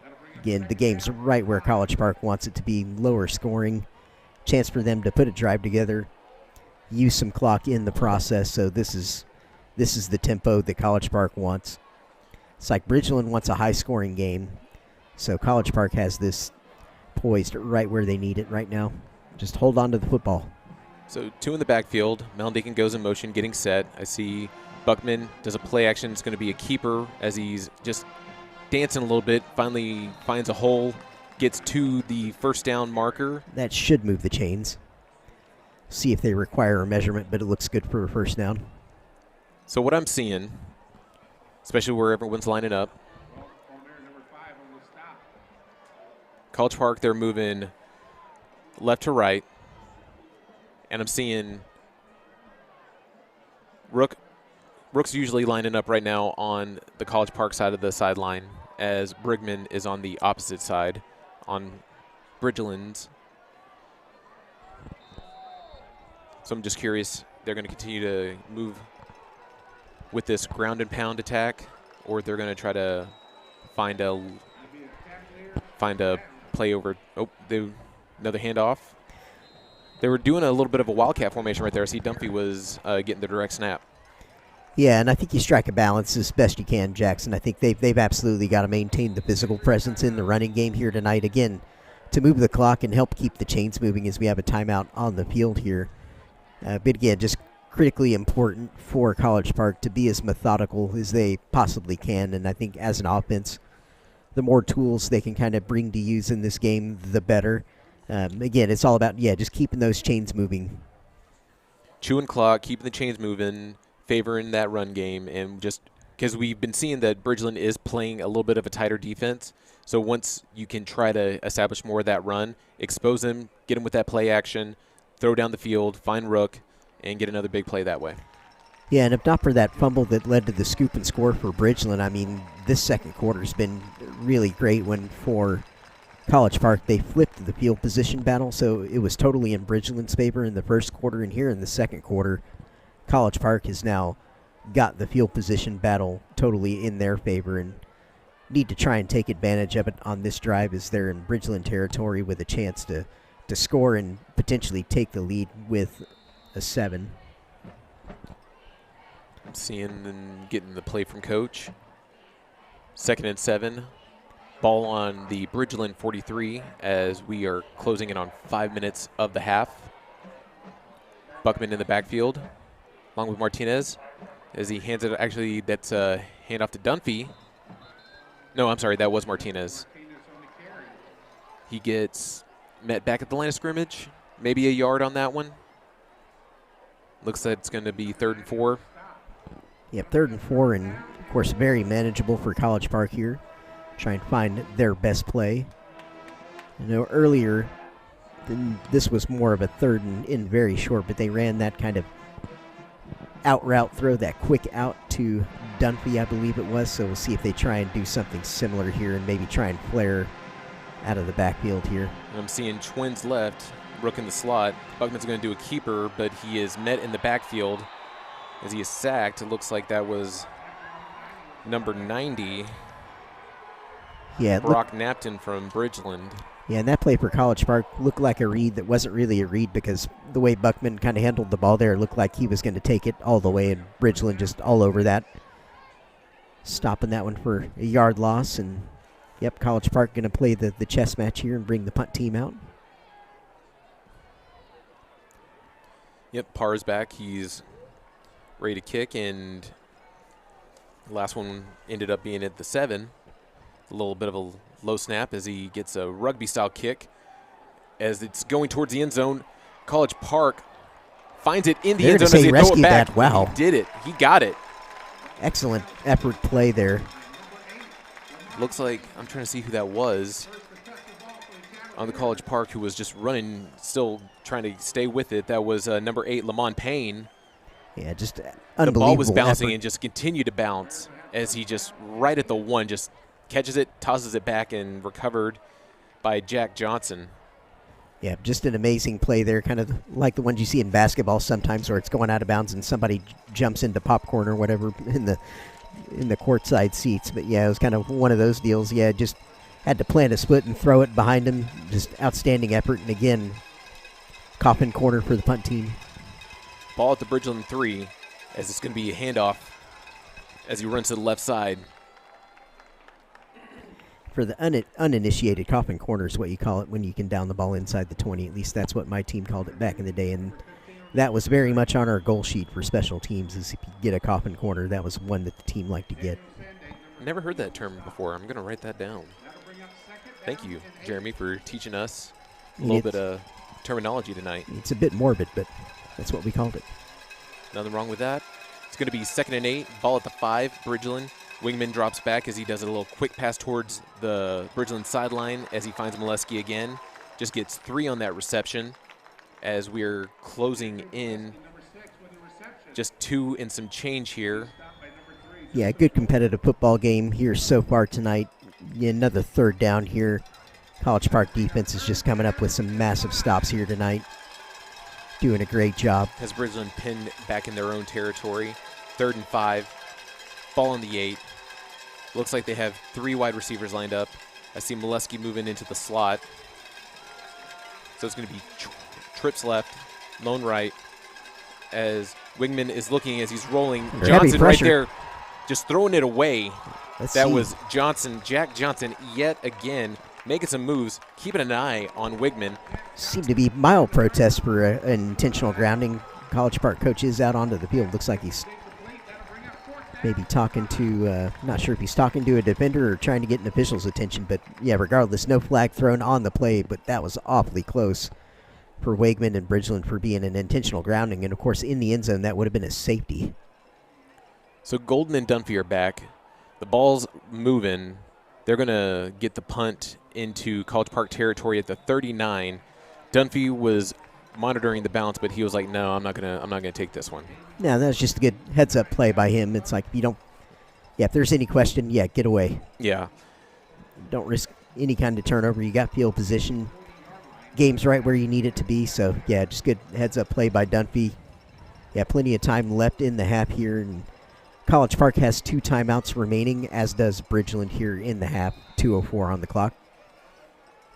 See, Rook goes in motion as Buckman's in the backfield. Got twins right. Buckman rolls right as he throws to the middle of the field. As it is intercepted. That is number 4. Graham Gillespie, who intercepts Buckman for Bridgeland. Looks like it was going to Rook. Yeah, College Park obviously looking for the big play there. Thought they may have the matchup they wanted and kind of have that play on, but Bear defense doing a good job in coverage there. Just picking that off, unfortunately, for the Cavaliers. Of course, you don't fault them looking to take a shot there. Nope, not at all. Season's on the line, trying to go to the next round. Absolutely, yeah. Tomorrow doesn't exist, you earn it. As it's going to be 1st and 10 at the 20. Wigman Be incomplete. throws an incomplete pass, so bringing on 2nd down. Who was he looking for on that one? Was he looking for a screen? Yeah, he's looking for the running back. It was like a middle screen on the action. I don't know if that was number 30 he was looking for there. But yeah, regardless, middle screen on the action, forward pass, kind of into the line of scrimmage, ball fell incomplete. All right, so 2nd and 10. I can hear the Cavalier crowd right underneath us as Golden was right there on the coverage. All over it. Just trying to get a jump on it. Yeah, kind of a rodeo-style tackle there. That's a good physical play that you like to see from your DBs. So it's going to be 3rd and 6. Yeah, but across the defensive front here tonight, yeah, College Park is stuck with the 3 down linemen up front, and then they've got 4 across that they're playing behind the 3 down. And on some plays, they're bringing one of the linebackers, and other plays, they're leaving all 4 of them back, but they're not bringing more than one. Wigman does a play action as he's in the pocket. As it starts to collapse, he's starting to roll right. He's looking down the field as he finds, I believe that is Molesky. Yeah, just an absolute line drive dart of a throw there by Wegman, getting all his power behind that one. College Park is able to put pressure on him, but Wigman with his legs, he's just running to the outside and just getting set and throwing. Yeah, and that's the frustrating thing about defending this kind of offense is you get 90% of it right, and then he just rolls a little bit and throws a dart on you. Just the playbook just goes out of motion as it's another little bit of a trickery play. It was a Reverse. handoff to Wigman. It's a reverse over to Nelson as he gets back into College Park territory. That looks like it was a 17-yard rush. Yep, right about, and Bridgeland had Wegman set up as a lead blocker on that one, so as soon as the ball came back around, that was Wegman actually leading that play around the edge, blocking around the left side for his guy. So it's 1st and 10, ball on College Park's 34, 1 minute left remaining here in the half. Wigman gets a play action. As he looks, he pump fakes, coverage just rolling right yet again, looking for the home run as he is intercepted. College Park intercepts Wigman. Massive, just another massive play by the defense. That was number 4, Andrew Powdrell, getting the interception for College Park. Great awareness, and yeah, just another absolutely massive play from the College Park defense. Again, 50 seconds remaining in the half. Wigman's trying to do a little bit more extra right there. Yeah, and even all the more massive when you consider that Bridgeland will receive first to start the 3rd quarter tonight. Actually, I thought College Park was getting it in the next half. Maybe they do. Yeah, we'll have to wait and see. Sorry about that. Yeah, I got College Park is getting it in the second half. Okay, well, yeah, still enormous play. All right. Deep in their territory, that's a handoff. I think that was to Martinez. As he is met back at the line of scrimmage. As the clock is just starting to wind down, we're just closing in on that 30 seconds. Seeing if they're going to continue to just try to hand it off and just go to the field house to call it at the half. Yep, I would. I think, yeah, just straight handoff here, get to halftime, see if you can get something. But maybe they'll go ahead and kneel it. Looks like they may be setting up to kneel it. Yep. Yep. They're going to go ahead and get that. They're just going to kneel it. Smart play. Especially deep in this territory. They're at the 5. So 8, 7. Takes a knee, 5 seconds. We're going to roll into the end of the half. College Park trails Bridgeland right now, 13-7, but it has been a pretty exciting first half of football. Yep, we said pregame that we thought College Park may need to kind of take this back to 1990s in terms of keeping the score down and just playing a good physical football game. Defense certainly obliging, doing a great job as the College Park Cavalier defense here tonight. offense making the huge play on that catch and run by Rook to get the 7 points on the board. So this game's poised, to go either way here in the second half. And before we take a break, because Bridgeland's band is coming out to do their little halftime show for us, we're just going to do a few little things just of what we've seen so far tonight. And, first half, both team has had the ball 8 times. Technically, College Park had 9 because they took the knee to end regulation.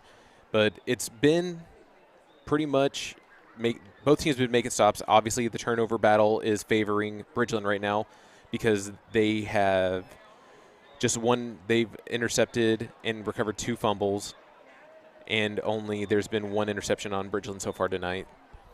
Yep, and absolutely the difference on the scoreboard because Bridgeland's 13 points were a direct result of those turnovers. So just the scoop and score. Yep, and you just see that so much in the playoffs. It's like that's what it comes down to a lot of the times is just that turnover battle. And, just kind of breaks like that. They're either going for or against you. And just the coaches on College Park side just going to have to commend this defense for just making these stops, just especially whenever they're pinning Bridgeland down deep in their own territory, just making those stops, forcing those punts right there, just underneath the 10, and it's just great to see that right now. Absolutely.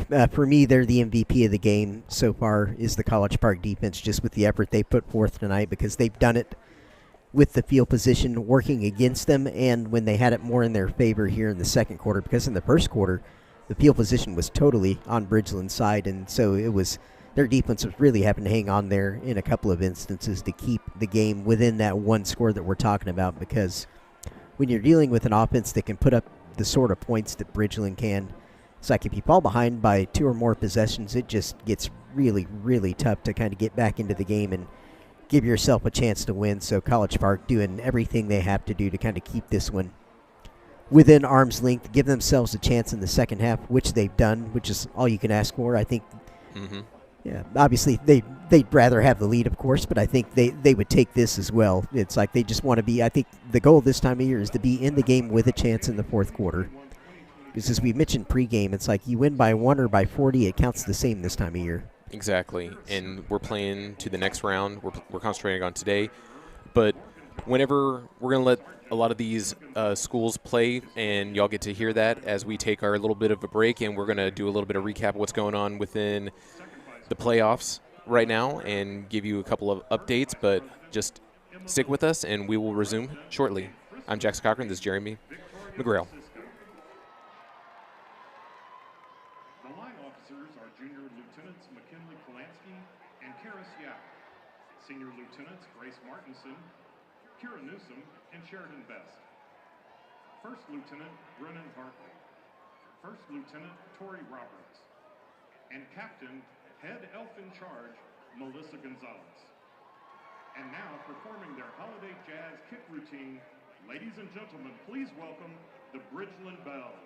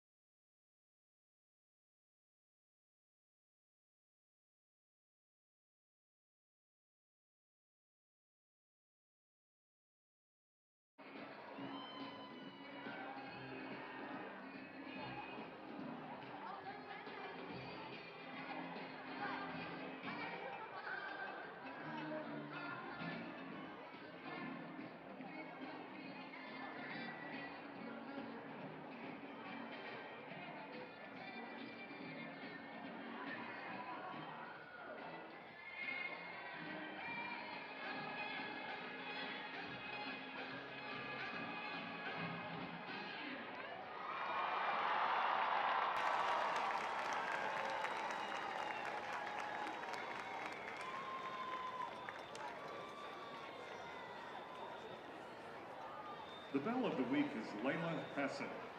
Spirit Girl of the Week is Alyssa Harless. And this week's new member of the week is Lily Franklin. The bells are under the direction of Talia Dudley and Assistant Director Madeline Bernard. Ladies and gentlemen, how about those amazing bells?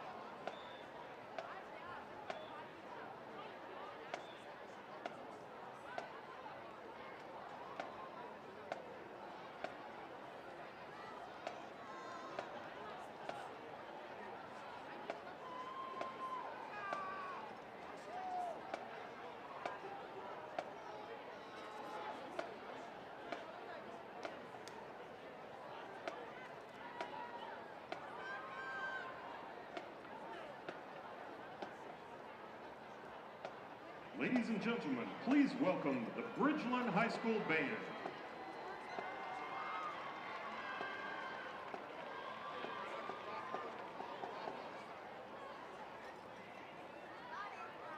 Tonight we will perform the 70s rock hit, the Hey Song, Let's Go Bears.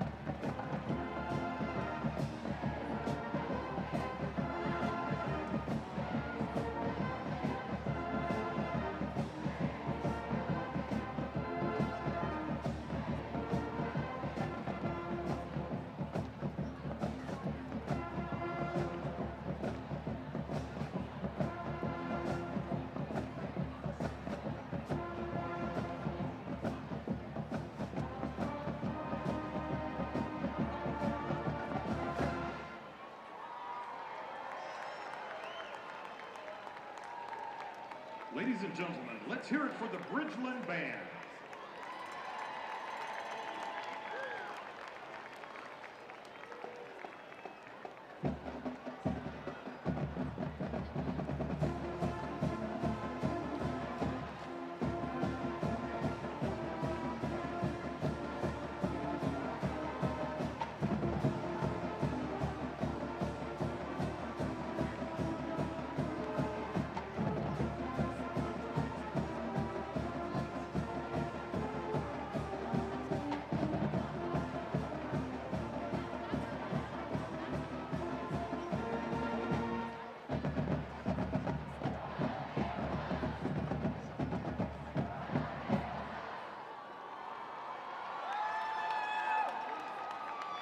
Let's hear it for the band.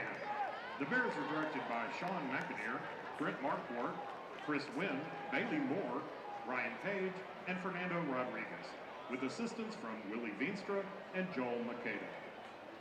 Go Bears, go!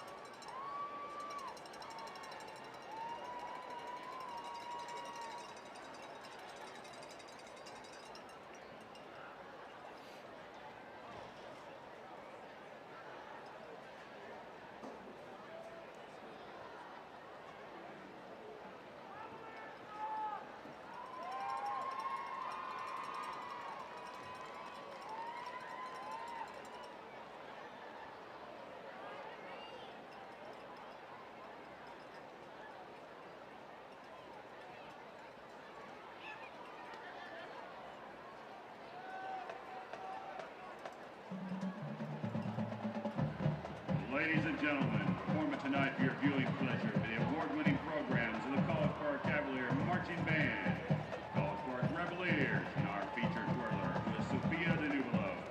She is a state, regional, and national champion, as well as an AAU Junior Olympic gold medalist.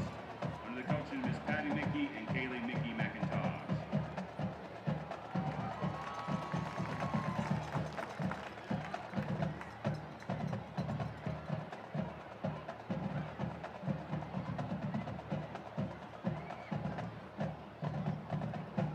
College Park High School is proud to present the award-winning Reveliers.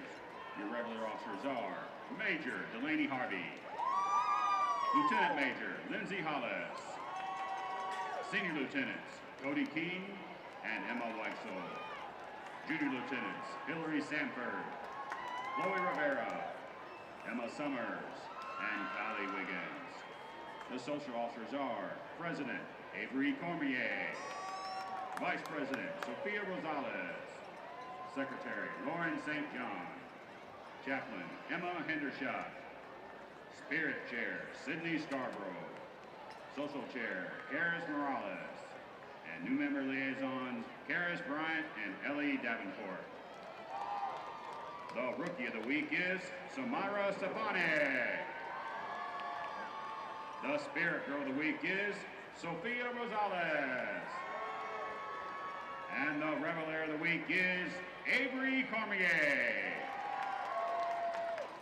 Reveliers under the direction of Miss Allison Lowry and Miss Kaylee Trotter. Tonight, they will be performing their halftime jazz routine to I Like It. Take it away, Reveliers.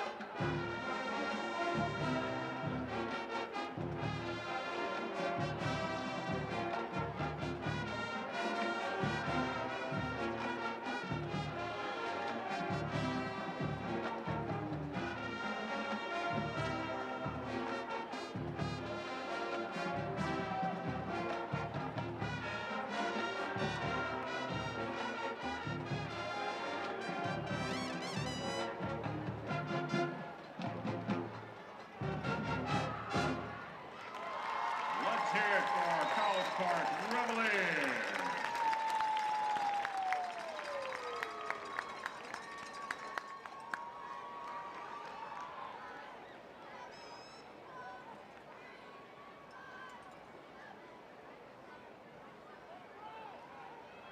Ladies and gentlemen, now forming on the Wood Forest Stadium field is the mighty Cavalier Marching Band. Award-winning Cavalier Band is under the director Mr. Jeff Doran, assistant band director Mr. Akira Nakamura, percussion director is Mr. Rob Zavala, and the color guard director is Mr. Lucas Smith. Your Cavalier Band drum majors are Joseph Estraka, Ira Kadown, Mahi Patel, and Madeline Wagner. Tonight, our band will be playing What a Man Gotta Do for our featured twirler, Sophia DeNuvelo.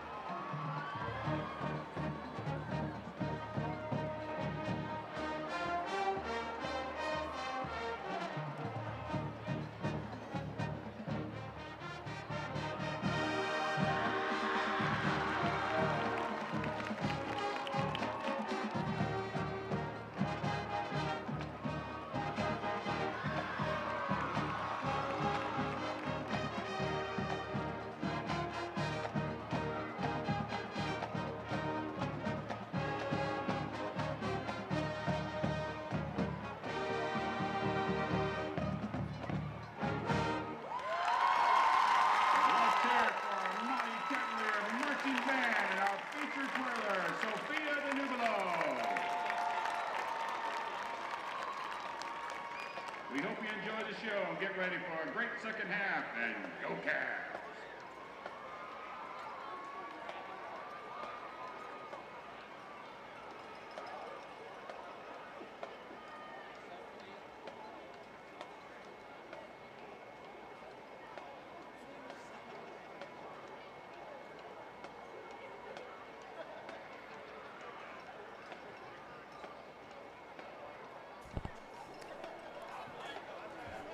Just want to applaud both schools. We were listening to a little bit of Christmas on the Bridgeland side, getting us ready for the holiday season, especially since Thanksgiving is right around the corner. I think, Jeremy, you were talking about Home Alone whenever you were listening to Rockin' Around the Christmas Tree.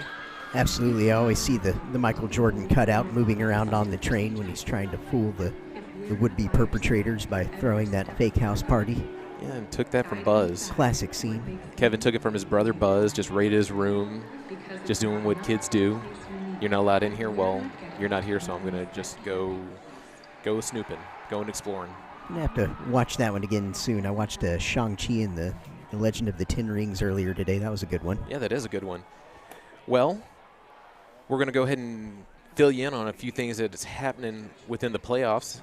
As Jeremy was mentioning earlier, that there are 32 teams right now playing, and I'll go ahead and start off with Willis, just south of us, playing over at Planet Ford Stadium. They're trailing at the half against the Tomball Cougars, 21-0. So they played earlier this season, and Tomball was victorious, 40-27. That was, I believe, week 1. So that's what's going on right now with Willis and Tomball. Jeremy, what else do you have for us? Well, in Region 3 action here tonight, C.E. King is all over Shadow Creek, up 33-14 at the half. Katy up on Stratford, 28-7.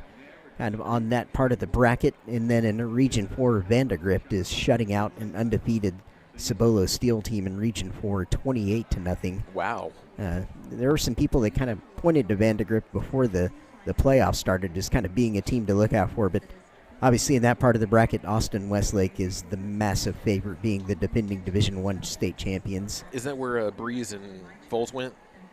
Yes, Breeze and Foles actually got to see Nick Foles play when he was at Westlake.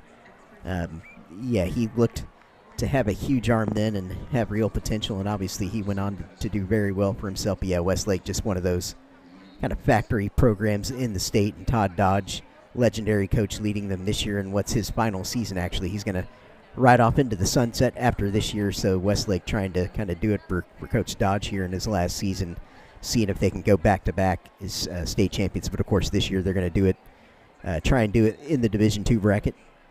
Okay. Well, both teams are back out of the field houses. They're doing quick little warm-ups as they have the inflatables out there at the south end zone.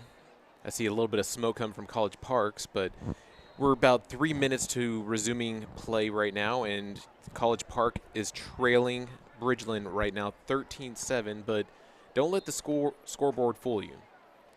It's been a great game so far. That College Park defense has just been putting a stop, especially against Connor Wigman, who is, just one of the top quarterbacks in the state of Texas, and just the fact that you're getting to him, making him just have to stay at it, evade the pocket, run, try to just make something out of nothing, and, he threw an interception before the half ended and was I don't know what else to say, just that I was expecting a little bit more, but obviously we have a full half of football left, and maybe we'll see a little bit of excitement coming up.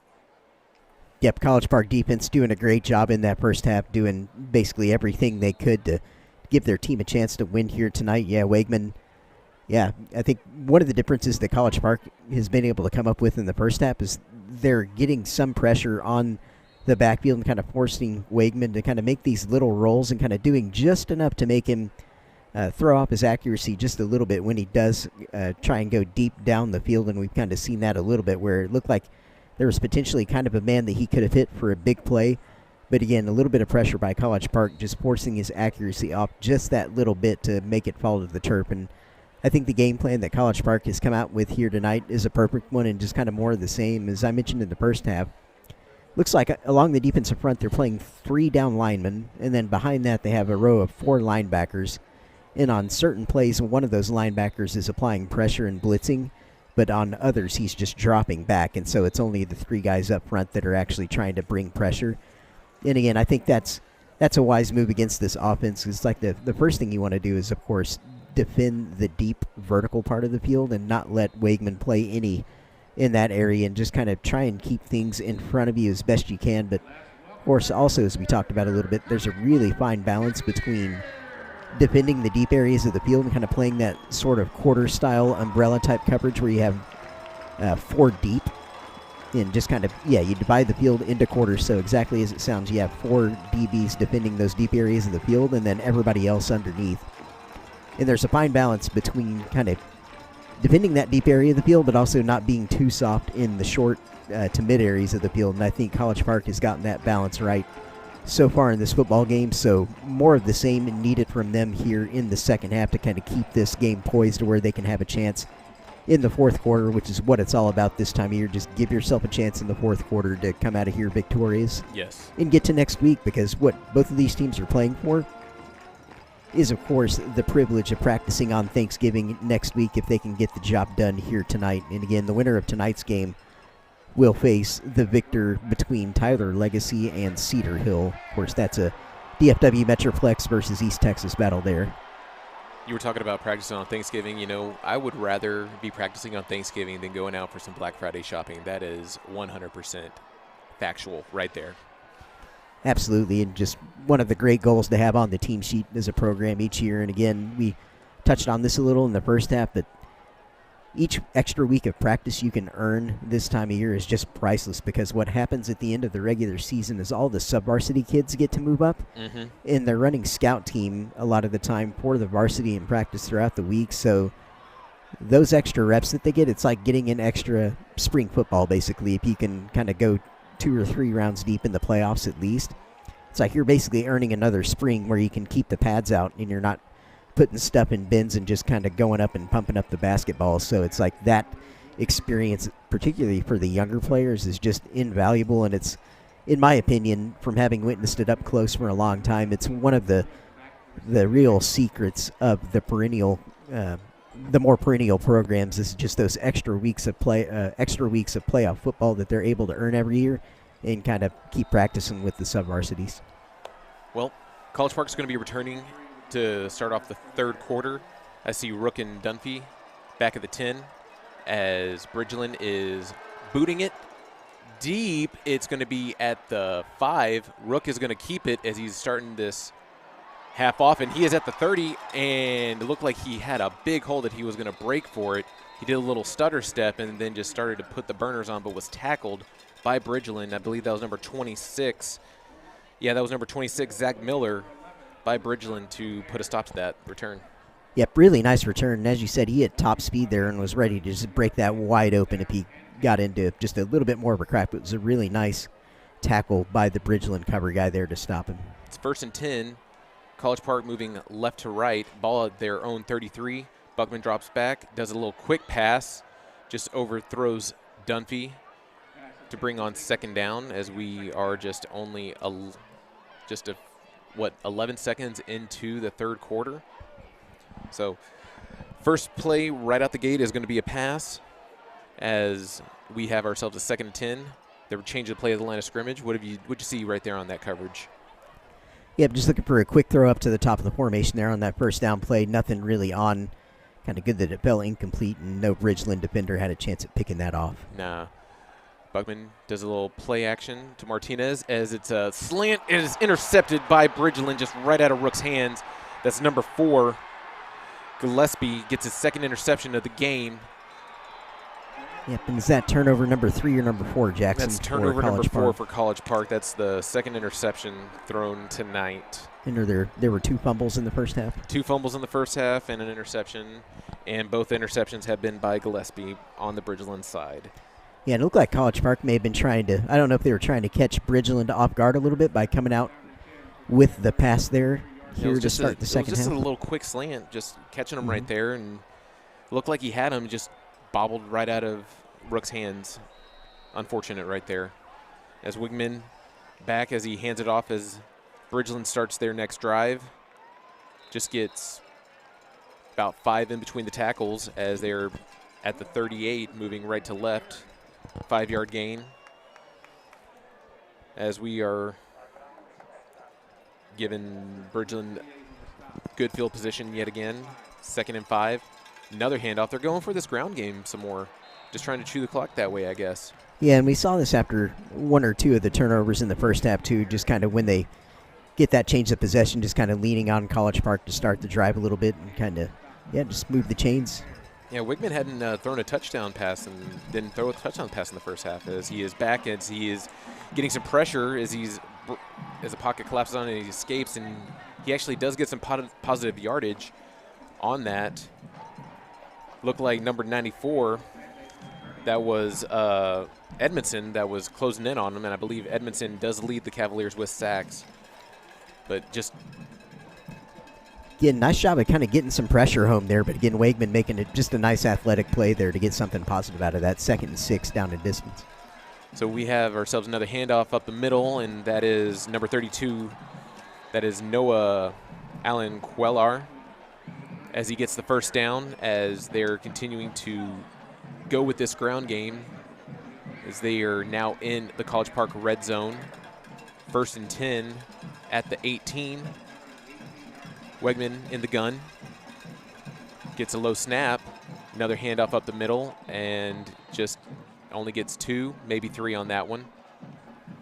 Yeah, but again, no reason to take any crazy chances if you're Bridgeland here. You've got the lead, and of course you were awarded the possession via turnover there, so they're just kind of keeping it simple right now.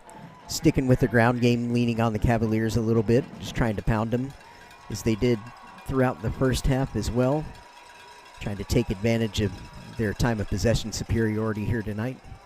And that looked like that was a keeper, but Brigman just gets tackled right back at the line of scrimmage to bring on 3rd down. Trying to look at the replay real quick. Yeah, he was just going to follow his line and just try to continue to just do a quarterback keeper, but just met back at the line of scrimmage. Yeah, and again, once again, a chance for the Cavalier defense to come up absolutely massive here as they did in the first half. They're playing tight right here as Wigman drops back as he's throwing towards the end zone, and he finds... There's too much space. Yeah, too much space as he finds Molesky as it's his favorite target, and that's a Bridgeland touchdown. As they get the 6 on the board, as they're going to go for 2 right here to just make it a 14-point game. Yep, well-executed corner route by the Bears there. Just a super accurate throw by Wegman, put it right on the pylon there. Yeah, that's going to be Molesky's 17th touchdown of the year right there. That's pretty good. Yeah, that's pretty good, especially whenever you have a quarterback like Wegman. Molesky in motion, and they're going to do a reverse as Nelson gets in 2-point conversion successful. Yeah, it looked like Nelson had the option there to pass to Wegman as well, but didn't need it. Had enough space around the edge to just kind of run it in there. Yeah, it was a handoff to Molesky, pitch back to Nelson as he gets the 2-point conversion to make it a 14-point game. Bridgeland on top, 21-7 with 9:14 left here in the 3rd quarter. Just what we talked about earlier and what we continue to talk about is just turnovers, that you can't be doing that, and especially in the playoffs whenever a high-powered offense like Bridgeland can capitalize. Yep, winning this year is hard enough as it is when everything kind of goes right in terms of the turnover battle, but when it goes against you, it just makes the margin, the difficulty margin just that much greater. It's like the margin for error in the playoffs is minuscule, and it gets smaller with each round that you move forward. Just the kind of plays that you absolutely can't have, of course, just the turnovers and avoiding all those kinds of errors. And sometimes it's just a good play by the defense, so you kind of have to tip your cap a little bit as well. But again, just the kind of stuff you can't have. And obviously now College Park looking at a 14-point deficit, something that they did their best to avoid in the first half, but now they're kind of in the situation, so they've got to address it and deal with it and not panic and put something together here now on offense to keep themselves in this game. Bridgeland's going to be kicking. They put the ball on the left hash as they're going to kick it north, and it looks like they find Dunphy. He returns at the 15, and he's coming. He does a little quick juke, and he is still fighting for extra yardage, but they finally down the play where there's a little bit of extra going on where we see a flag right there. Yeah, unfortunately, maybe a roughness penalty there at the end of that one. Yeah. Looks like that's going to be on College Park, so it's going to take this nice return and push him back probably, what, 15? Yep, 15. Unsportsmanlike. Yeah. We're waiting for the referee, Mr. Whitehat, to let us know what's going on.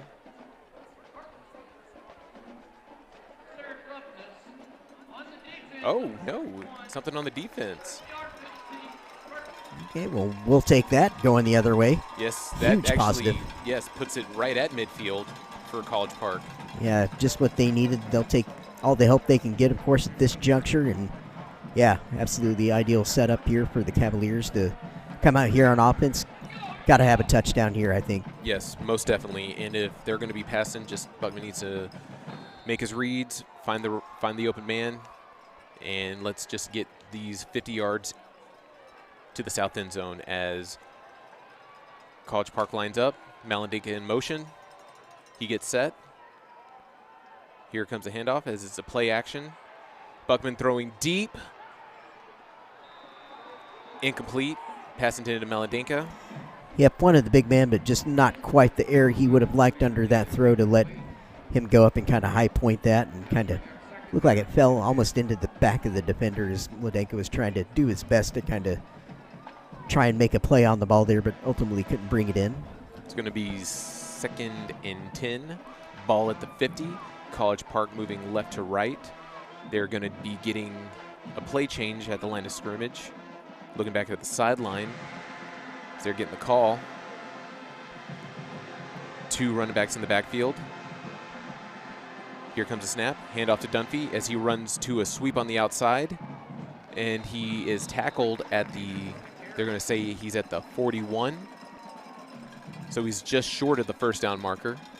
Yep, good play there, and I want to see more of that from the College Park offense. Again, plenty of time left in the game, 8 minutes and 40 to go in the third quarter here and counting. Yep, again, no reason to panic. Run your offense, and they've got a 3rd and very short here coming up. Good positive play they just ran. They're going to keep Dunphy and Martinez in the backfield. Dunphy to Buckman's right, Martinez to his left. And there's another snap, another play action, going to be a quarterback keeper. Buckman trying to get the first down as he is short, as Bridgeland just finds a way through the gap and brings him down in the backfield.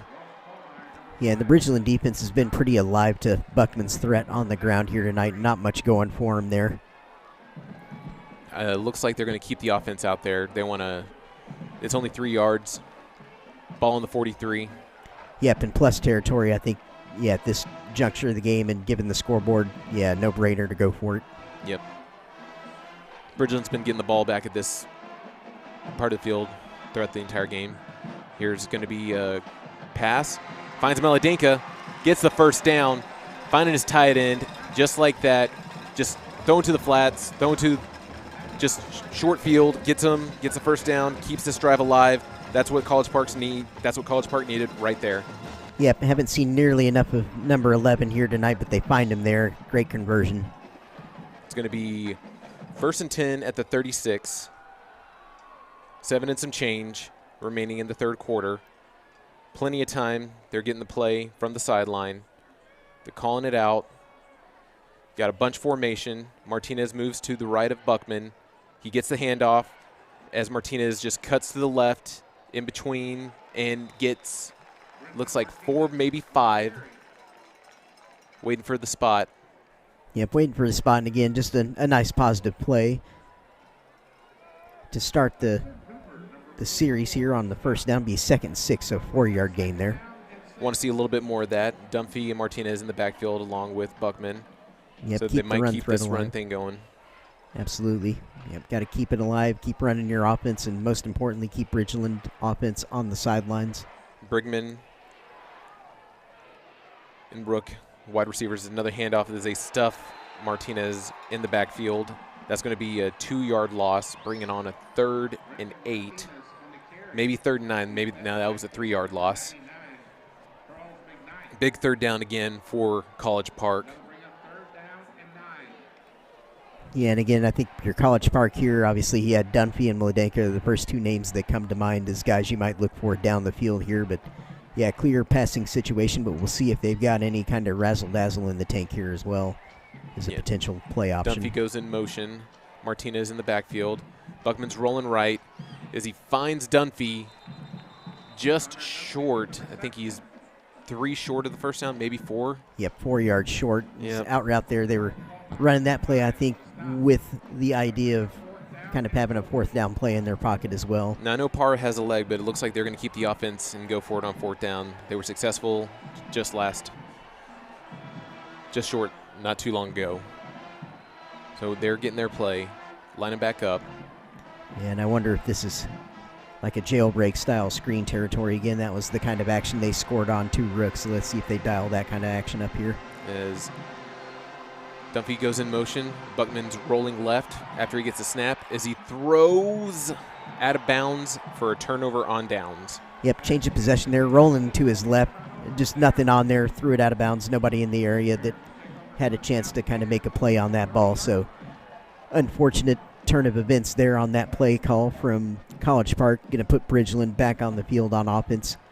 5:46 to go in the 3rd quarter tonight in this action from Woodforest Bank Stadium. And for everyone listening, thank you for joining us here tonight, and hoping we're painting a good picture for you here tonight if you can't be here. As Bridgeland brings the offense back as they get lined up. 1st and 10 on their own 30, moving right to left, and it looks like they're doing another pass, and that's a deep throw. That was a handoff over to Nelson as he was rolling right. Then he just got set, and he was throwing, I think it was to Baylor Williams. I'm seeing him come back. Was it Baylor Williams? No, that was Nanan? Yeah, it was Nana 33. Okay. Well, yep, Oscar Nana, sophomore. he was going for the home run right there. Did not execute it, so that's good. 2nd and 10, ball at the 30. Another low snap, and Wigman's going to keep it. Does a little pitch, but that's a fumble. That's a loose ball as College Park looked like Golden was almost there, but that was Nelson on the recovery doing a little option. Yeah, Nelson is the pitch man, and yeah, Wegman pitched that one back, and it just hit the turf. Nelson didn't even get his hands on it. It was a little bit of a chance there for College Park, but yeah, Nelson doing a good job of getting on top of that football, not giving the Cavaliers a chance to make what would have obviously been a humongous defensive play if they could have recovered that. But regardless, a 3rd and 19. Ball at the 21. Goes without saying, but I'm going to say it anyway. You have to get off the field here. Yep, another low snap. They're not getting it right there as the pocket starts to collapse. Wigman rolls left. He finds Molesky, but he's short of the 1st down marker. I think he is 6. Is he 6 yards short? Let's see where they spot him. Yeah, he's about 5 yards short there. Okay. Yeah, it's a good job by Molesky going up and getting it, but yeah, College Park does the job defensively. Going to give their offense a chance to come back out here. 4:30 and counting, rather, on our clock here in the 3rd quarter tonight. Again, Bridgeland still leading by that 21-7 score. Dunphy back to return the punt. He is at his own 30, hovering around the 27-30-yard line. Almost a punt block, and there is a flag as there was some contact made in the backfield. Yeah, I think College Park was selling out there to block, but that's going to be a 1st down to Bridgeland. So contact was made in the backfield, which will keep Bridgeland's offense back on the field.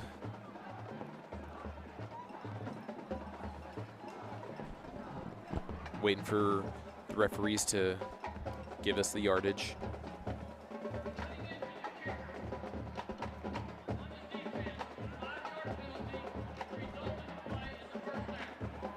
So that 5 yards will give Bridgeland a new set of downs, a fresh set of downs on that 5 yards. Yep, Colin running into the kicker and not the roughing that would have been the 15-yarder, but regardless, yeah, 1st down, as you mentioned, for the Bears. And, yeah, not what College Park needed there. Nope, not at all, especially after that nice stop that they made. Ball at the left hash. Wigman gets a handoff. Finds his running back as he's in between the tackles as he pounds the rock. Just gets 6 on that carry. Closing in on the 50-yard line. Puts him down at the 46. And again, Bridgeland staying with that same approach that we've seen them begin the last couple of drives, just that physical kind of running up the middle. Again, just using their advantage on the scoreboard, trying to take some clock off themselves here, preserve the 14-point lead that they have here. Nelson coming back in on the off the sideline. I see Molesky and Nelson to the top of the field. Wigman does a little bit of a keeper as he cuts back to try to run up the middle, just down. So it's going to be 3rd and 1. Yeah, 3rd and 1.5. He's just at the 49, closing in on midfield, trying to get back into College Park territory. That's going to be another must-need stop right here by the defense as they're bringing another run up the middle. And right on the marker, looks to have a first down based on where the officials are coming in up there. Spot the ball on the 49-yard line up College Park, so they just do move into plus territory for the Bridgeland offense here. So they're keeping it on the left hash. Yep, Chains do move. Bridgeland is moving right to left, going towards the north end zone. Not much wind going on. I know it's in the 50s out there, so it feels like great football weather tonight. Ideal. Wigman gets a snap. Looking through his reads as he's throwing towards the sideline. That's an incomplete pass. Looks like it was going to Nelson again. Just 2 men right there on the coverage for College Park, which is good. Checking the replay on the scoreboard.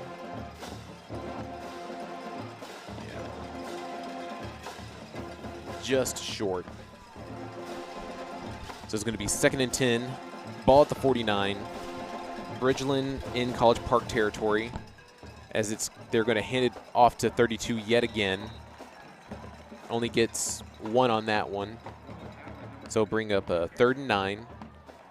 Yep, another opportunity for the Cavalier defense here to flex their muscles and, again, trying to keep this game just right where they can still reach it.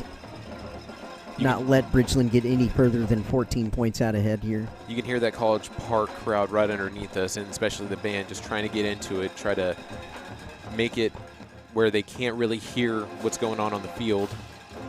As man goes in motion, another low snap to Wigman. Almost.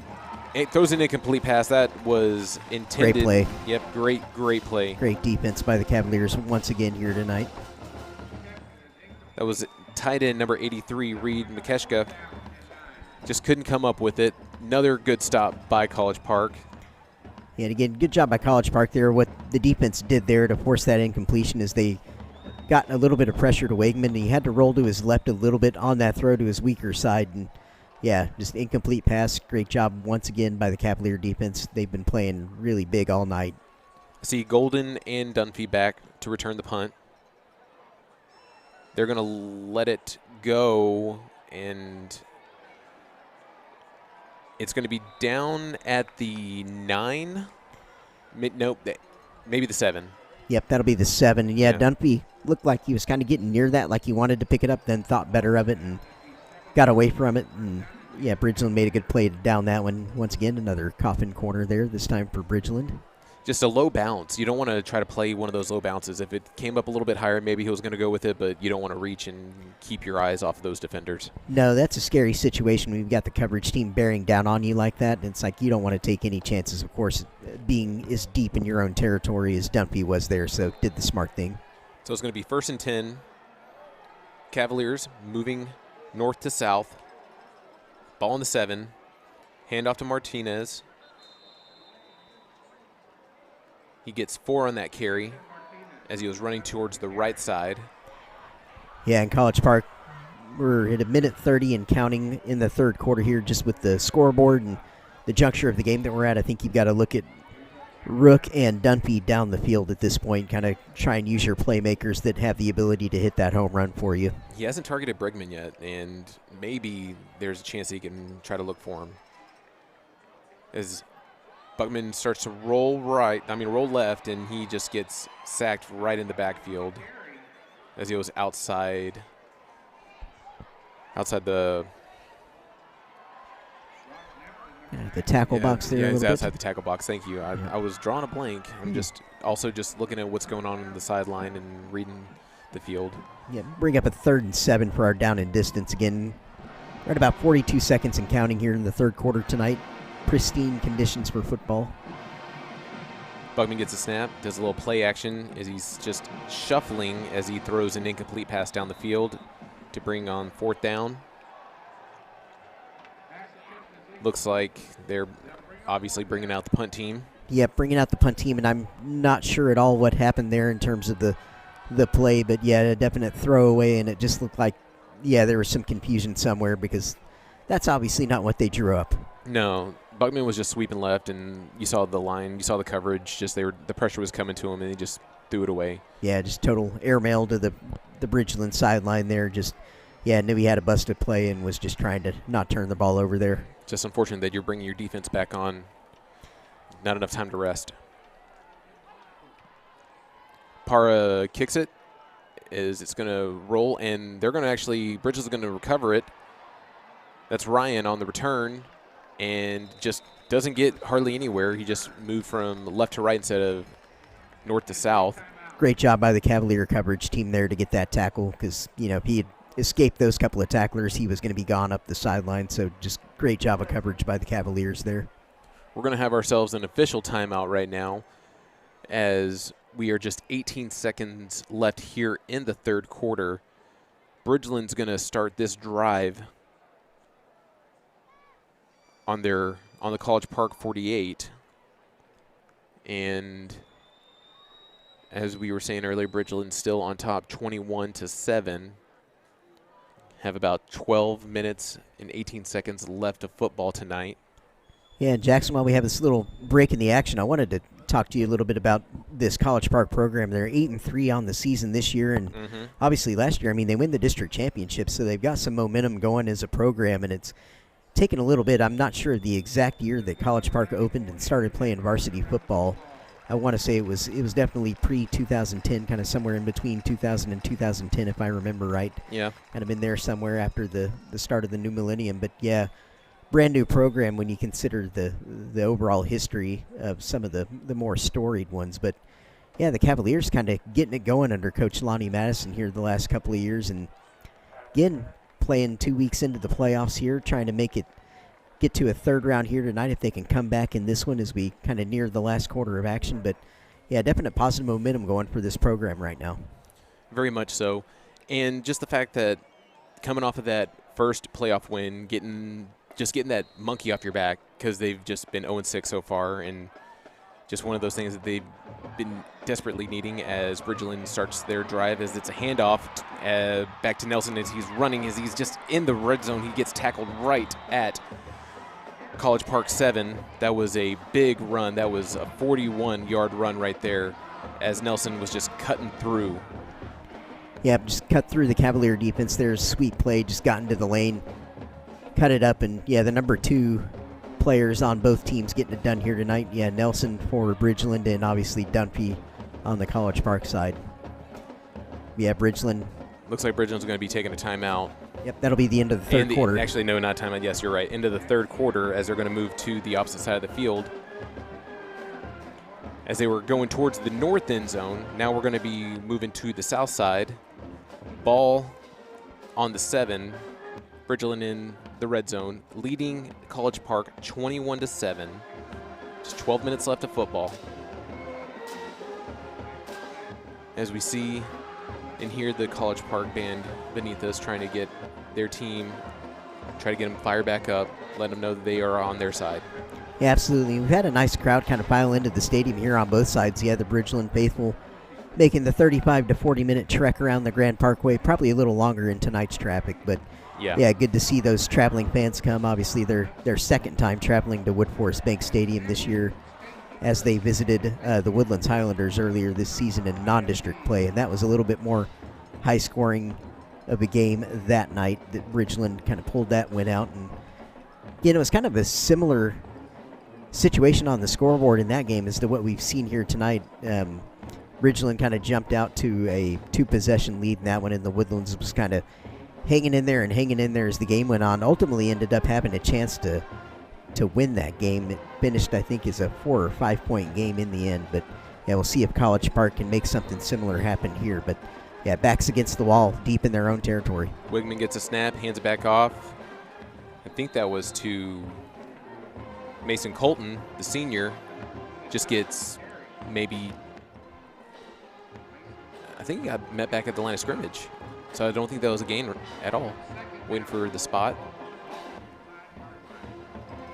Because we're in the press box, we're seeing more of an angle that's on the south side, so it's a little bit harder to see the spot. I think he's at the 6, maybe at the 5. No, he's at the 5. Yep, 5-yard line, very So we got minimal. 2 on that. Wigman drops back. He's in the pocket as he's rolling right, looking for a man. And I saw that it was Nelson just signaling, hey, I'm open, but he just underthrows him, gets the incomplete pass to bring on 3rd down. Yep, Wigman throwing a grounder there. Yeah, it does look a tad rusty again. I think he only came back, it was either last week or the week before, from about a month or so off, I think, from an injury that he had. And again, that was the reason why Bridgeland ultimately finished in the 2nd seed position in their district rather than the 1 seed. 3rd and 5, ball at the 5. Bridgeland knocking on the door. Looks like there's going to be a timeout. Nope. False start by the offense. Brings it back 5, so there's going to be a 3rd and 10. Waiting, making some substitutions. I see that it's Nelson coming back in. Yeah, I really love the competitive nature that I've seen from College Park tonight, particularly on defense, just not making anything easy for Bridgeland. Wigman back as he's throwing towards the end zone as he finds his man. That is a touchdown to Baylor Williams to make it a 3-possession game as the point after is about to go underway. Yeah, and for Bridgeland there, that was just a good job of the quarterback and receiver being in sync there. Very much a timing play on the out route where, yeah, QB and receiver have to be on exactly the same page, and they were there. And just perfect throw dropped into the bucket by Wigman there. And, yep, touchdown Bridgeland, and now they've got cushion on the scoreboard, pending PAT here. The snap, hold kick is good.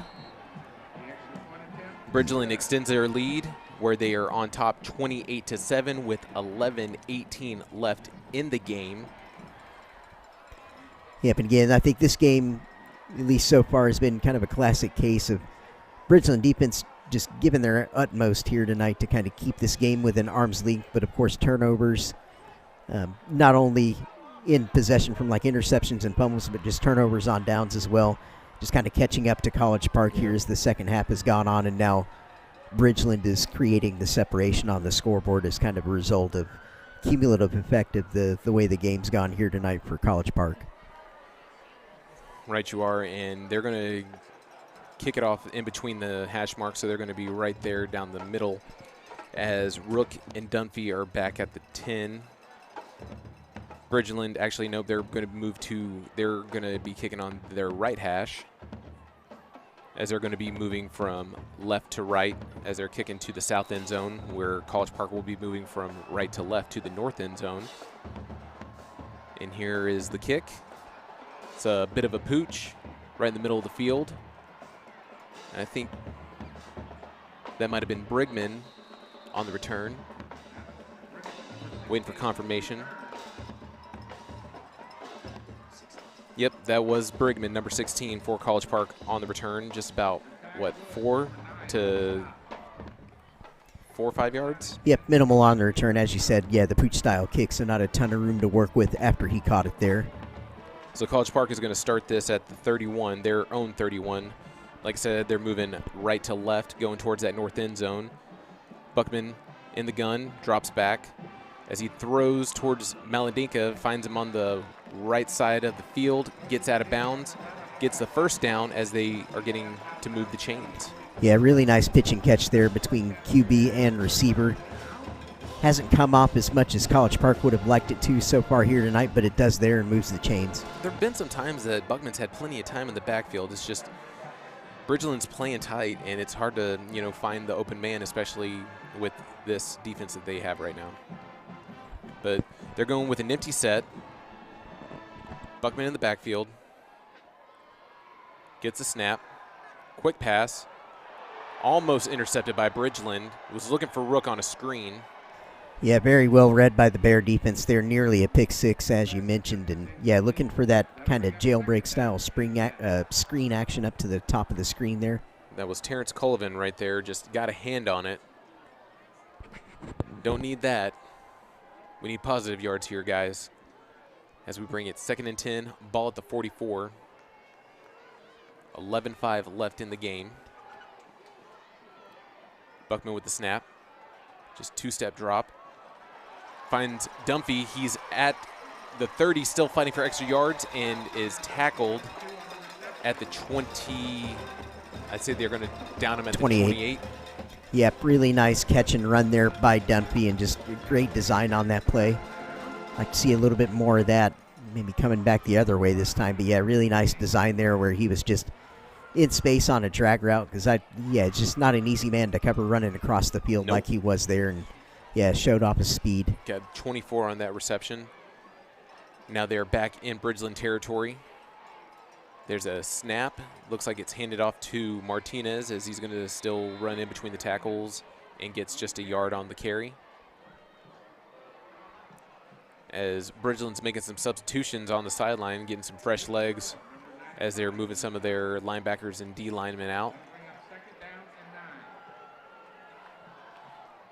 Waiting to see what's going on the sideline. Yeah, and I like the body language I'm seeing from the College Park players. There's nobody down there that's panicking, and you don't see any infighting or anything like that. They're just going about their business. No. Melandeka goes in motion. Buckman rolls right as he gets the snap, as he's going for the home run. Throws down the middle of the field. It is incomplete. Nearly an incredible catch there. Yeah. That was a really tough ball to track for the receiver. Dunphy looking for it, as we're going to get ourselves an official timeout. Official timeout. Yeah, great effort by Dunphy on the play. He was turned. It looked like he had his left shoulder kind of pointed towards the back of the end zone, then had to turn around to where his right shoulder was facing the back of the end zone. So just totally wrong set for a wide receiver on that one. Just extremely difficult play, but he nearly made that. He was going to ground as the ball kind of came in, and that would have been just the play of the night if he would have come up with that one. Very close to it. Very close. Yeah, again, we've been talking about him all night, and I was talking about him when they played the Woodlands. Just a really impressive-looking young player in this district, and yeah, it'd be really fun to watch him for the next couple of years, and yeah, obviously going to be a big part of what the Cavaliers are doing moving forward as a program. And again, games like tonight, absolute gold for a program and for Coach Madison to use during the offseason, regardless of, how it turns out tonight on the scoreboard, but just great opportunity to educate your players on what it takes to play this time of year, because it is different. This is not the regular season at all. It's like just you can feel it when you come out onto the field, and just kind of even when you're sitting in the stands as a fan, it's just there's something different in the air. Just the competitiveness goes up to another level in the state playoffs. And again, we talked about the margin for error tonight, and it's been shown in the turnover battle once again this week, as we saw last week, and never fails in the state playoffs. Just makes such a huge difference. It often comes down to little things this time of year. For all the playoff football that I've watched, it's like I've seen teams of varying talent levels kind of make runs in the playoffs, but the one constant they all have is winning this time of year is all about the teams who can best gain control over their styles of play over the course of the season. And I think you develop that with the reps that you get throughout the regular season, and just the reps in practice in particular, just getting your style of play nailed down, eliminating all the mistakes that you can. We're going to start to resume play as Buckman gets a snap, as he's making another play towards the end zone. It looks like he finds touchdown. There's a flag on the play, but that is a touchdown by Cody Melandenka. Waiting for see what the referee has to say, but that was a 27-yard touchdown. Did he get it? Are they going to say he got it? Yeah, the flag landed at the 8-yard line, so it was thrown in the secondary. See what the call is, but really nice throw and catch. It looks like it will stand. I believe it's going to stand. I see that they are bringing out the special teams. Waiting for the referee, waiting for the confirmation. Bear with us. Holding on the defense, so they're going to decline the penalty. College Park gets a big play right there, finds his tight end in the corner of the end zone, beats double coverage. Cody Melandenka for the touchdown from Ty Buckman to close this game, as Parra gets the point after. It's just a 14-point game with 9:48 left in the fourth quarter. Yeah, you'd love to see it, just staying competitive, not going away in this game. Great throw and catch there, quarterback to receiver. We're seeing the replay now on the stadium video board. As Buckman goes back, throws up the top sideline to Mladenka, comes down with it, just super accurate throw. Couldn't have handed it to him any better than he delivered that throw there by Buckman. Perfect pitch and catch, just right in his wheelhouse. That's the kind of play that they needed, especially just going vertical right there. Just that 28-yard pass? Yeah, right there abouts, and yeah, just exactly what they needed to do. 9:48 left in the game here tonight, 28-14 on the scoreboard is the advantage to Bridgeland, but College Park not going away. They're going to stay competitive in this one here tonight, which, again, you love to see it, and College Park teeing the ball up here to kick it back to Bridgeland. We'll see if they have any shenanigans in mind here for a potential onside, or if they're just going to stick with the traditional poocher deep kick. Just enough time to let your defense get well rested. That was a good long break for the defense. They've been just fighting all night, giving it their all. And Para gets a deep kick as guys aren't communicating. As the ball gets bobbled, it's finally taken by, I think that was it Nelson right there on the return? Yeah, that was Nelson on the return. A little bit of miscommunication between Nelson and Ryan, as it's just going to be like a short return, and Bridgeland's going to start this drive at their own 18. Yeah, great field position for the College Park defense to work with here. And again, yeah, definite hot potato kind of communication. It looked like between the two return men, where it looked like there was a couple of seconds there where they were kind of arguing over who might take that, and they're like, no, you take it. No. Here's the Bridgeland offense. As their tight end goes in motion, Wingman hands it off to Nelson as he sweeps left, just met at the line of scrimmage. Actually met in the backfield, so that's going to be a loss of 3. Andrew Powdrell, that was an outstanding defensive play by Powdrell there. He was the DB that knifed in there and tackled that one 2 yards behind the line of scrimmage. Just excellent effort, physical play by him, showing great enthusiasm after making that tackle too, which he should. Outstanding play. Bridgeland has been running the ball usually on their first play of their drive, and they pretty much called that one. Wingman in the gun, does a play action as he throws to the flat. He finds his tight end, meets 2 Cavaliers, brings him down. That is a 2-yard reception. We might have another official timeout. We're just waiting. That was Powdrell and Golden coming in on the tandem tackle there. Outstanding tackle. Yeah, 3rd and long, so just great defense by College Park on the first 2 plays of this series to get it to a 3rd and 10 here. We have ourselves a short official timeout as they're going to get the ball spotted.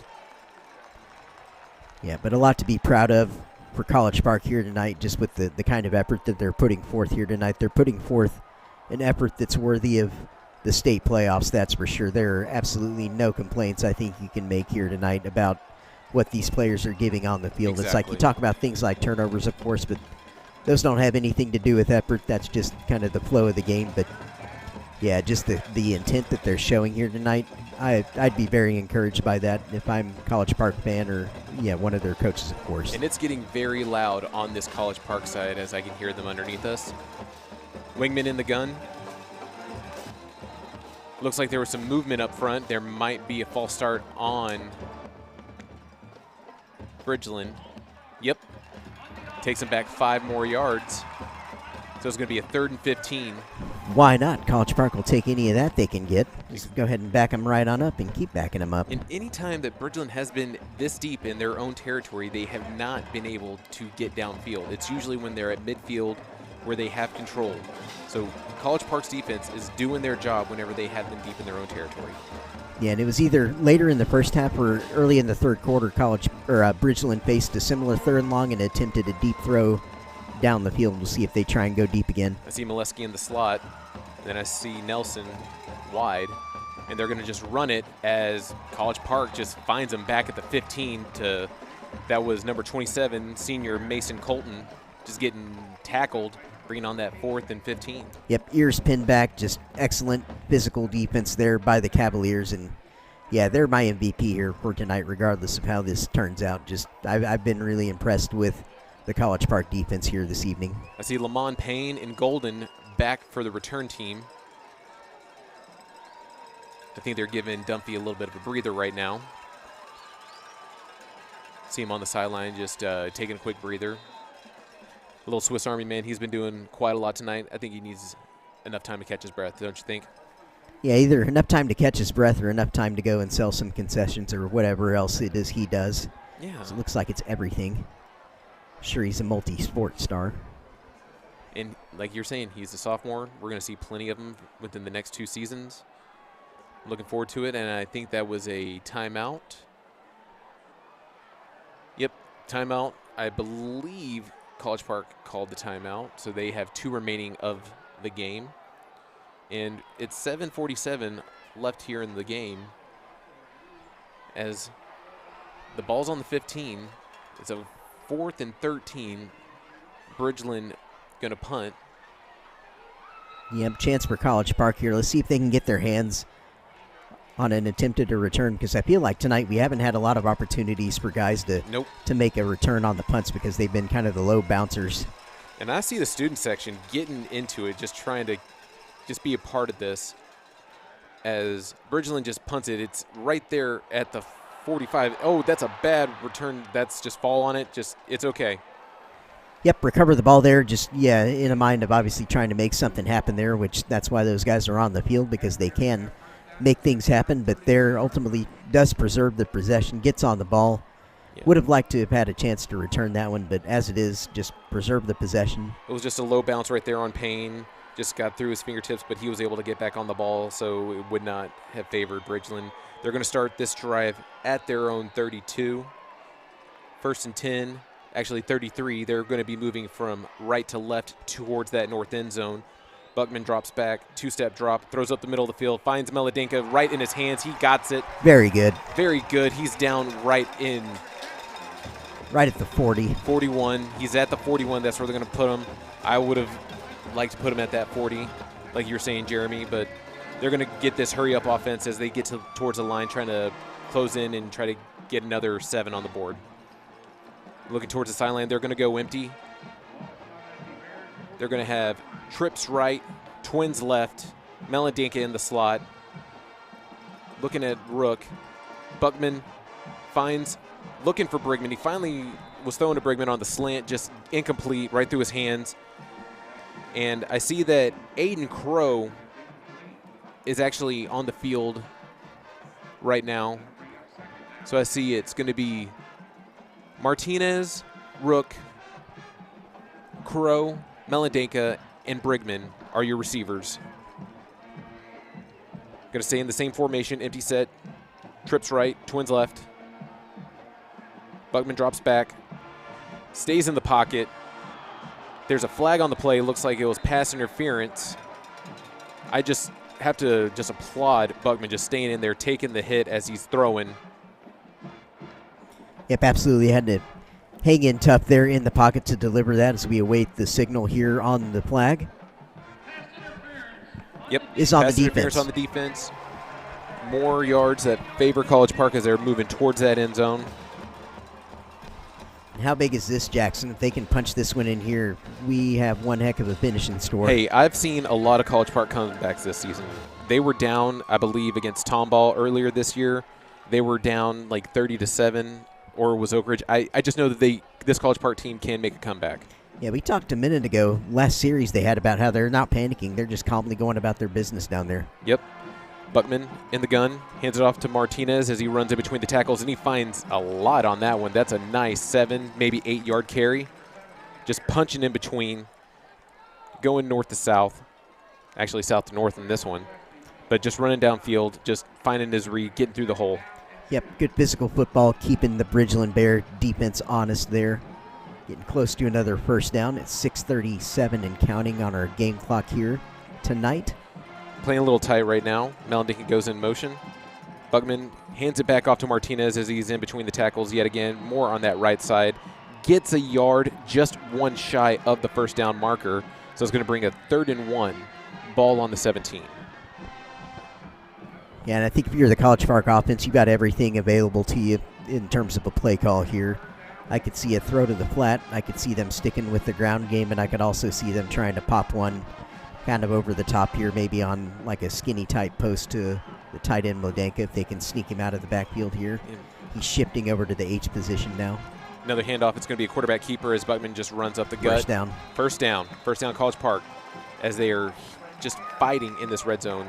I know that you want to put points on the board. There's still plenty of time left. It's 5:50, but also there is plenty of time, but there's still time is not on your side. You got to get in the end zone right now. Yep, absolutely. Get it punched in and then go from there. But, yeah, get your points taken care of here. Just see what they elect to do.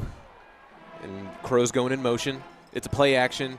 Buckman looks. He finds Maladenka. He's right there. He's in the end zone. Down.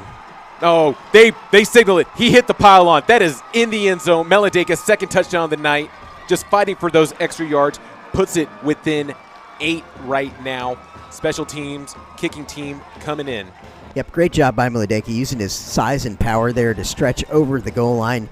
And we've got a ball game here. 5:26 left in the game pending this PAT by College Park here. Para, ready for the point after. Snap, hold, kick. It's good as he splits the uprights. We are just 7. It's just 7 points from College Park coming back. Get that defense out there. Let's get this going. Outstanding fight back here, and, of course, no need to do anything cute here on the kick. Just kick it back there and get them down and play defense like you've been playing all night. Again, as I've said, I think College Park's defense has been phenomenal here tonight, in my opinion, and they just need to keep doing more of the same here. Just kick it back there, get them back in field position as much as you can, and just keep doing what you've done all night here. They had their ears pinned back, especially on that last series, so more of the same there, and give yourself a chance here with one more possession if you can get them right off the field and get the Cavalier offense back out, if you can come up with yet another stop here on this one. Bridgeland has been playing some tight games. I've been noticing, you were telling us earlier that the Woodlands game was close. They were close against Klein. I believe it was Collins, or was it Kane? I think it would have been Collins in their case earlier. Yeah, that was – they only came out by 1 point last week. Yep, it was Collins, and I forget how they got it, but there was some kind of craziness at the end of that one that enabled them to kind of get a last possession, and where Wegman was able to make kind of a game-winning play for Bridgeland at the end of that one. So obviously they've been here before. Bridgeland's return team is playing, I don't know how to describe this formation. Onside. Yeah, more of a squib going as Nelson outstanding coverage. Yeah, Nelson got it back at the 5-7. He is downed at the 10. Yep. And Bridgeland's going to start this next drive at the 11 with 5:21 remaining in the game. They're probably going to just continue to use that ground game to try to chew some clock. Yeah, Bridgeland was lined up there as a kick return unit for a onside kick there. But College Park, of course, just knocked a line drive, just dinked it right over all their heads and bounced it way back to Nelson, and then made an outstanding play in coverage to pin Bridgeland. They're going to start on their own 11. They're going to come out empty set here, it looks like. Twins right, trips right, twins left. Wigman's going to do a keeper as he's just running through the coverage as he's at the 30, he's at the 40, off back to in the midfield. Races. He's at the 40, he could 30, take this one. He's going 20, all the way. 10, touchdown, Bridgeland. 90. It was 89 yards. 89 yards. That was an 89-yard run. From the 11-yard line, from their own 11, first play, empty set, and there's his athletic ability, Jackson. We haven't been seeing any of that tonight, and just finally just got one on him. 89 yards, wow. Yeah, there's a reason the young man is going to Texas A&M to play 2 sports, baseball and football. Wow. That was just a amazing run right there by Wigman. As field goal unit comes out, gets a point after to bring the lead back to 14. Bridgeland just had the ball for less than 20 seconds, extend the lead 35-21 with 5:05 left here in the fourth quarter. Yeah, just a textbook example there of the impact that just the big-time players can make this time of year, and Wegman obviously taking it on his shoulders there and just makes an enormous play to relieve the pressure on Bridgeland, because College Park was applying a ton with that latest stop there, or that latest score rather. and pinning them way back on the kickoff, but Wakeman just comes up enormous there with that play. Yep. Kicking unit starting to line up. They're going to do what they have been doing, kicking it off that right hash. They're going to be going from north to south. I see that Rook, and now it's Miller back to return at the 10. Rook's hovering around the 15, waiting for the kick. It's a bit of a high pooch. Rook's going to take it at the 20. As he's off to the races, he gets tackled at the 32, maybe the 33, going to wait for the spot. Actually, I'm sorry, that's a 37. So College Park is in their own territory. 5:01 remaining here in the fourth quarter, trailing by 14. Bringing the offense back out. Did a nice little drive right there, going down the field, finding pay dirt. See if they can do it again right here. Yep, got to spread the field now and try and find your matchup advantage down the field. Martinez in the backfield, play action. Buckman thrown to the right sideline, looking for Rook. Thrown into double coverage, that's an incomplete pass. Yep, sideline was an additional enemy there. Just no space to work with. Good coverage by Bridgeland on that play. 4:54 on the game clock. Rook running back towards the line of scrimmage. Getting ready. Getting the play call. So I see Brigman. Still Crow out there. Yeah, based on his split, Brigman's the one I'm watching on this play. He's lined up a little bit inside to set up maybe a corner type route. Yep, Buckman. Pocket collapses. He's going to do a keeper. He's back at mid. He almost gets to midfield at the 50, but he's tackled out of bounds at the 48. Gets a first down. Are they going to stop the clock or are they going to keep it rolling? Should stop there.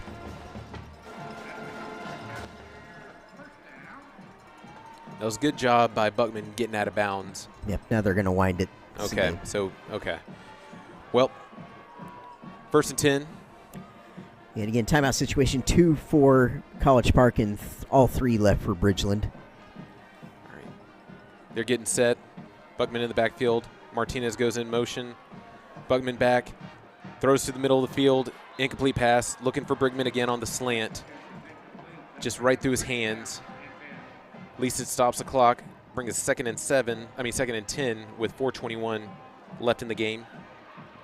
Ball on their own 49. They're going to line back up again. Bridgeland making a few substitutions, getting a man off the field. See that their linemen are pretty much resting right now on a knee. They've been fighting pretty hard trying to get to Buckman. Martinez to Buckman's right. 2-step drop. Throwing high, looking for Malandenka.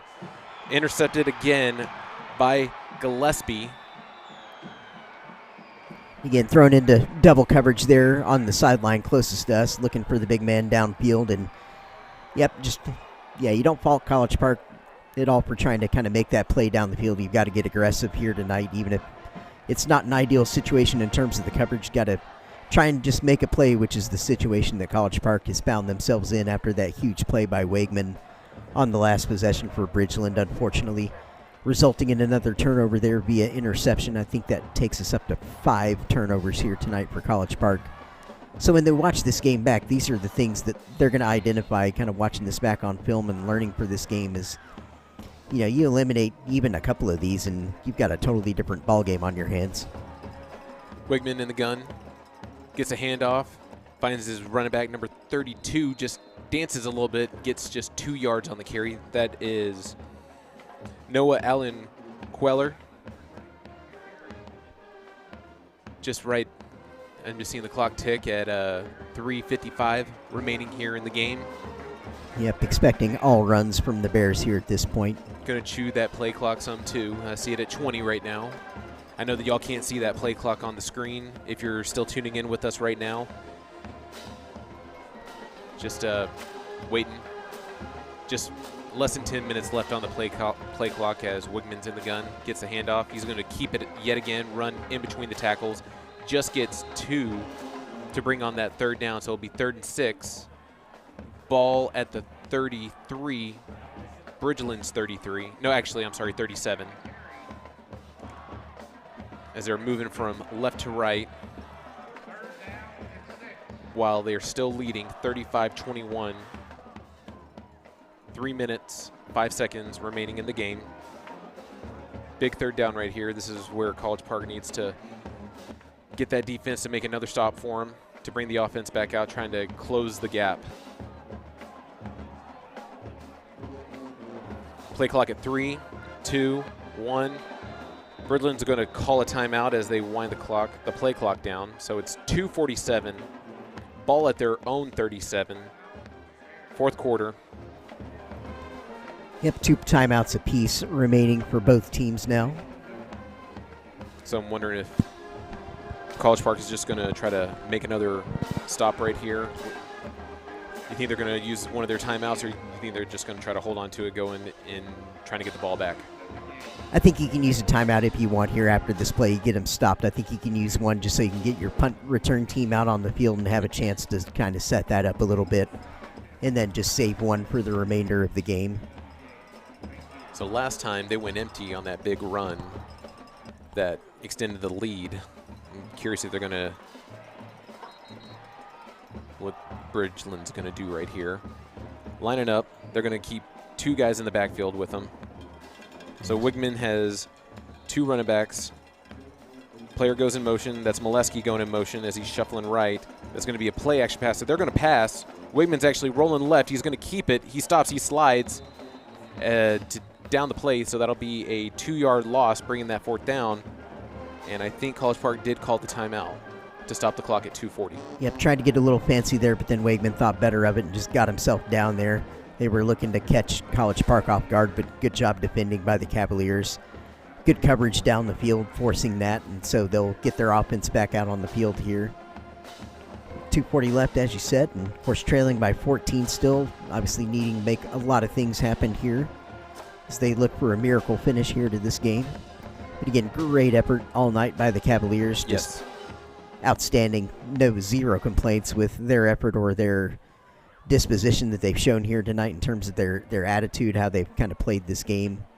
Really impressive to me. Again, this is only my 2nd time seeing College Park this season, and they just look like a well-drilled football team to me, well-coached team. That they are, and it's been an honor getting to cover them a lot this season. I've seen a lot of great games by this squad, and never ceases to amaze me, especially this late in the game. A lot of determination, a lot of drive. As the punt comes and is returned. Oh, breaks some tackles. That is the return was at the 32 that I believe was Lamont Payne, and was able to get at least 13 off of that and puts him at the 40. Puts him at the 43. Actually, more 11 on that one, I'm sorry. So it's going to be 1st and 10, ball at College Park's 43. Yeah, and that was Payne doing a great job of breaking that initial contact there to set up College Park offense here, 1st down. See Crow goes in motion. Buckman back. Moves to his right. Throws a little dunk right there to Crow. Clock continues to roll. We're at 2:20. It's going to be 2nd and 6. Ball at the 47. Trying to get back as they're going a little hurry up, but still waiting for the play from the sideline. You have 2 minutes left. Buckman drops back as he rolls left.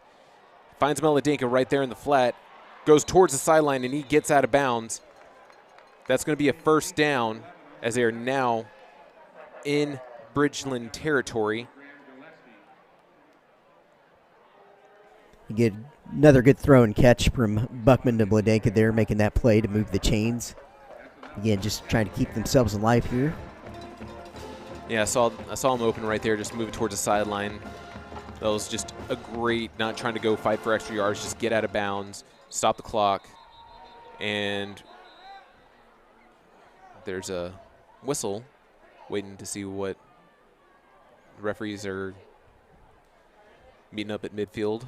And as they confer here, and Jackson, you can correct me if I may be wrong here, but I think I was watching warm-ups against the Woodlands, and for College Park, Dunphy, it looked like, was actually taking the snaps as backup quarterback, so I wonder if he's the the one in line to kind of take over next year as Buckman will graduate as a senior.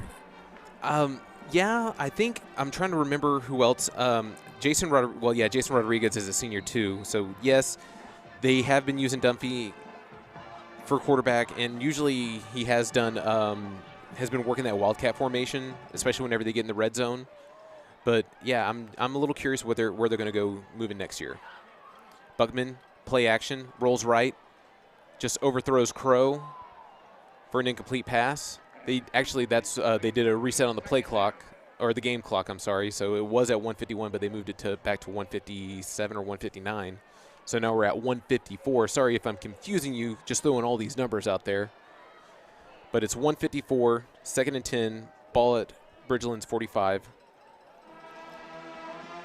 Buckman lines up, gets a snap, does another play action right up the middle, incomplete for Melendenka. Yep, looking for the power forward yet again over the middle here this time. Couldn't quite make the connection there, but be 3rd and 10 now. 1:49 on the clock here left in the game tonight. Yeah, they had a Ross Palmer in on that coverage. I think they're keeping some of the wide receivers in, trying to be an extra defensive back right now, just trying to defend the pass. 1:49 remaining, 3rd and 10. Big third down right here for College Park to keep this drive alive. Brigman on the near sideline here. They're shifting his safety over the top of him, though. Moves up in the pocket as he's throwing deep. He's looking. There's a hand on him. There's a flag right there. Flag, that pass was interference. Yeah, pass interference. Looking for Rook. Yeah, Rook, as that ball was in the air, I could see him just kind of accelerating, and it looked like he was ready to pull away, and then defender tried to use a little cheeky little arm bar there at the end of that one, was but the Ethan officials caught it. on the coverage. Yep, made just enough contact to make it an easy call for the officials.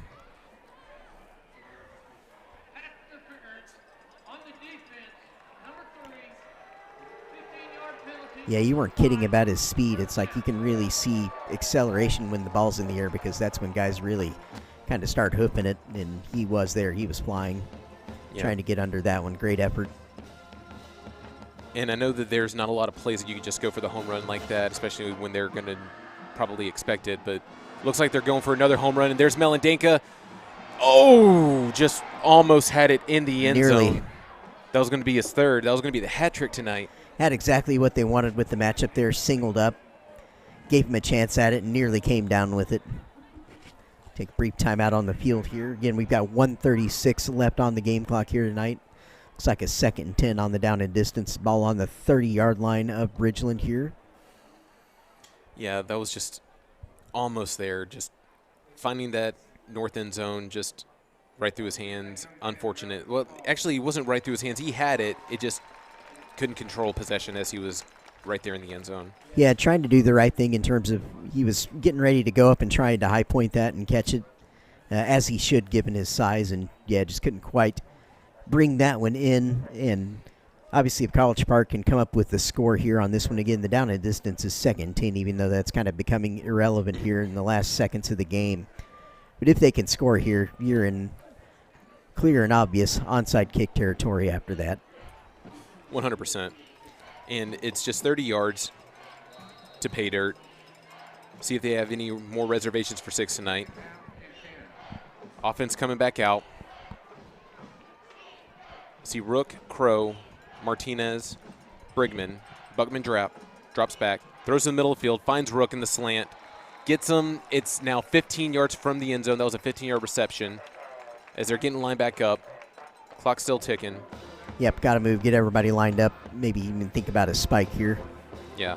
I'm seeing before that clock restarts. Colton Nolan has come in to a sub out for Melendenka at tight end as he's in the slot. One timeout remaining for the Cavaliers. Clock at 1:15. Crow goes in motion. Buckman rolls right after he gets the snap. Looking, keeps it, runs out of bounds, just fighting for extra yards, not trying to turn the ball over again. That's a good play, just getting some positive yards, getting out of bounds, stopping the clock. Yep, good job by Buckman getting out of bounds there ultimately. 1:07 on the game clock after that. So it's going to be 2nd and 7, ball on the 12. Waiting, just a little rest right there. 20 seconds remaining on the play clock. They're getting lined up. College Park moving right to left towards that north end zone. Crow in motion, gets set. Buckman gets the snap as he's rolling left, looking towards the end zone. Gets Brigman just 4 yards away from the end zone. Gets out of bounds. Stops the clock with 1 minute left. Yep, exactly. 60 seconds left in our football game tonight, College Park. They can score here. We are going to have one exciting kickoff. After that, but they got to do the job first. Get it into pay dirt here, just 4 yards away, as Jackson mentioned. Game's not over, y'all. We're here. College Park, twins right, twins left. Buckman drops back, throws. Finds Rook, but it's an incomplete pass. Going for one of those quick slants right at the right hash, just right at the goal line. Yeah, just too much traffic kind of coming into the middle of the picture there in the formation in terms of the defenders and College Park players. All right. Not the space needed to complete that one. No. Martinez still the back. Crow, Brigman, Rook, and Nolan. Buckman rolls right. He's going to keep it. He's in. He's in the touchdown. That's just another score. Woo! That's a 4-yard touchdown. Quarterback keeper. Buckman finds the end zone. 52 seconds remaining. Great job by Buckman. Do not go anywhere. We have some excitement coming up for you here after this PAT attempt. Para back. I love seeing this boy kick. He's got that nice colorful shoe right there. Has some character right there. Line up, snap, hold, kick. Splits the uprights. 52 seconds remaining in this game. We are going. We know it's an onside kick. You know that they're going for an onside kick. Yep, absolutely onside coming up, so stay tuned. This is going to get real exciting here in a few seconds as the special teams coach confers with his men down on our near sideline here for College Park, and Bridgeland does the same on the top side, so we're going to put the ball down on this tee, and it's going to get really fun here coming up. Yeah, I'm curious how often that these kids still practice onside kicks. Yeah, at the youth levels, do it quite a bit, of course. But, yeah, in practice, I think it's something that you work on every day, really, as a kicking team, just because you always want it kind of in the locker. And I think the interesting thing strategy-wise is, do you go up the middle or do you go kind of the more traditional route, which is where you do that kind of angled kick towards the sideline a little bit. But I think when you do that kind of little dribbler onside up the middle, I think that can be pretty effective as well. So we'll see what College Park's approach is as they put the ball down here. And I know it's very unsportsmanlike to just kick a bullet at the other opposing player and just try to get it back off of them. You don't see those that often. Here comes the onside kick. A little bounce favoring. Great bounce. Do they have the ball's moving around? Who's got it? I think Bridgeland does come up with it at the 50-yard line. Took a great bounce for the kicker, though. Yep. We're waiting. The official signal, but no one going crazy for College Park. So I think Bridgeland's going to be the one to recover. Looks like Bridgeland is going to keep it. They're at their own 49-yard line. Kicker got exactly what he would have wanted out of that. Got the high bounce. And the ball did move around a little bit, but, yeah, Bridgeland able to get on that one. Victory formation for Wegman here. Yep, as he gets a snap, as he takes a knee. With 45 and less counting, we're going to have the play clock. It's at 30. Well, they're moving to 25. Yeah, and College Park just taking their last time out of the game there. Signaled by the head official. Number 94, Andrew Edmondson, the senior, coming back out. Seeing a lot of the seniors just have to – I know that we're pretty much looking at the end of College Park season, but before anything, just want to just congratulate them on a great season. Yeah, outstanding season's going to finish 8-4 overall for the Cavaliers this year, but, yeah, winning a playoff game, getting to the second round, having a chance, and First time in school history. Yeah, outstanding effort here tonight all around by this team. It's I think there's just a lot of pride. Your College Park Cavaliers supporter, player, coach, just many positives you can take from this one here tonight, and plenty of learning opportunities going forward as well for the program to take from this kind of game as well. as Wegman gets the snap with 25 remaining, takes another knee. That will just let the clock run down to 0. And Bridgeland will actually stay on top and come out victorious going to the third round, 35-28. I know that they did make it to the third round last year but did not capitalize. Yep, that's right. Bridgeland be looking to go a step further here this year. Obviously, with Wakeman at QB, they want to take full advantage of having his talent because they don't come around very often. And good to see the mutual respect being shown by both teams on the field here after the game. Lots of hugs and handshakes going around as the teams meet at midfield, go through the line here to end this one. But yeah, College Park, outstanding season, outstanding effort here tonight. Zero complaints here. Entertaining football game Very entertaining to watch with you, Jackson. I was standing up towards the end of it. You saw me.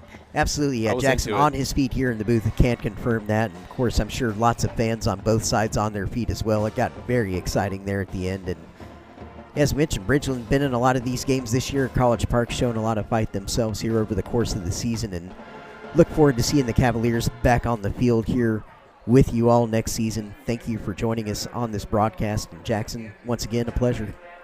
It's been great, Jeremy. And as we do close out tonight's broadcast, I just want to congratulate College Park on a well-fought season. Obviously, they don't get to advance, but they have something to just look forward to next year. Just getting your first playoff victory this season, going to the second round.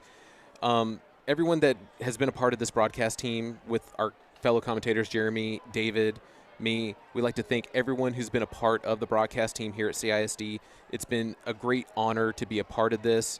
We're so grateful that you have tuned in with us, and for the faculty, for the students, for the band players, everyone that has been here and participating, being a part of this. Just thank you so very much. We are looking to be back and better than ever next year. And I hope that everyone has themselves a great, safe Thanksgiving. I just can't thank everyone just being a part of the team, and just much more for these students to look forward to as they the seniors are going to get to graduate, and a lot of the underclassmen are going to get to advance and be a part of this program. So, Jeremy, it's been an honor being alongside with you this evening. Yeah, appreciate it very much, Jackson. Again, echo everything you just said about all the support we get on these broadcasts. Just an outstanding team operating with us. And, of course, we get the easy part. We just get to flap our gums for a few hours here during the game. And you get to listen to us, and yeah, thank you so much for that. A lot of really hardworking people on the field with the roaming cameras and things like that have been part of our streaming broadcast this year that we appreciate greatly for the effort that they put in. And once again, great season of football to watch here. Good to be back to normal schedule-wise after the COVID year last year. And very much so. Yeah, looking forward to playing more football next season here in Conroe ISD. And again, just thanks to everyone involved, and we'll see you again next season. And before you stop hearing me for the remainder of this year, I would like to encourage you who are still here with us on this stream, tell everybody to follow the Woodforest Bank CISD stream, follow the Conroe Moorhead CISD stream, hit that subscribe button, hit that bell so it'll notify you when we do go live. And also follow all of our social media platforms, Facebook, Instagram, and Twitter, at CISD Sports. We will continue to put plenty of content, especially there's football season. As football season concludes, we have basketball season coming up, soccer, and even baseball in the spring. Just continue to stay in touch with us. We will give you notifications, and have a great holiday. Be safe out there. It's been a pleasure. Jeremy, it's been awesome.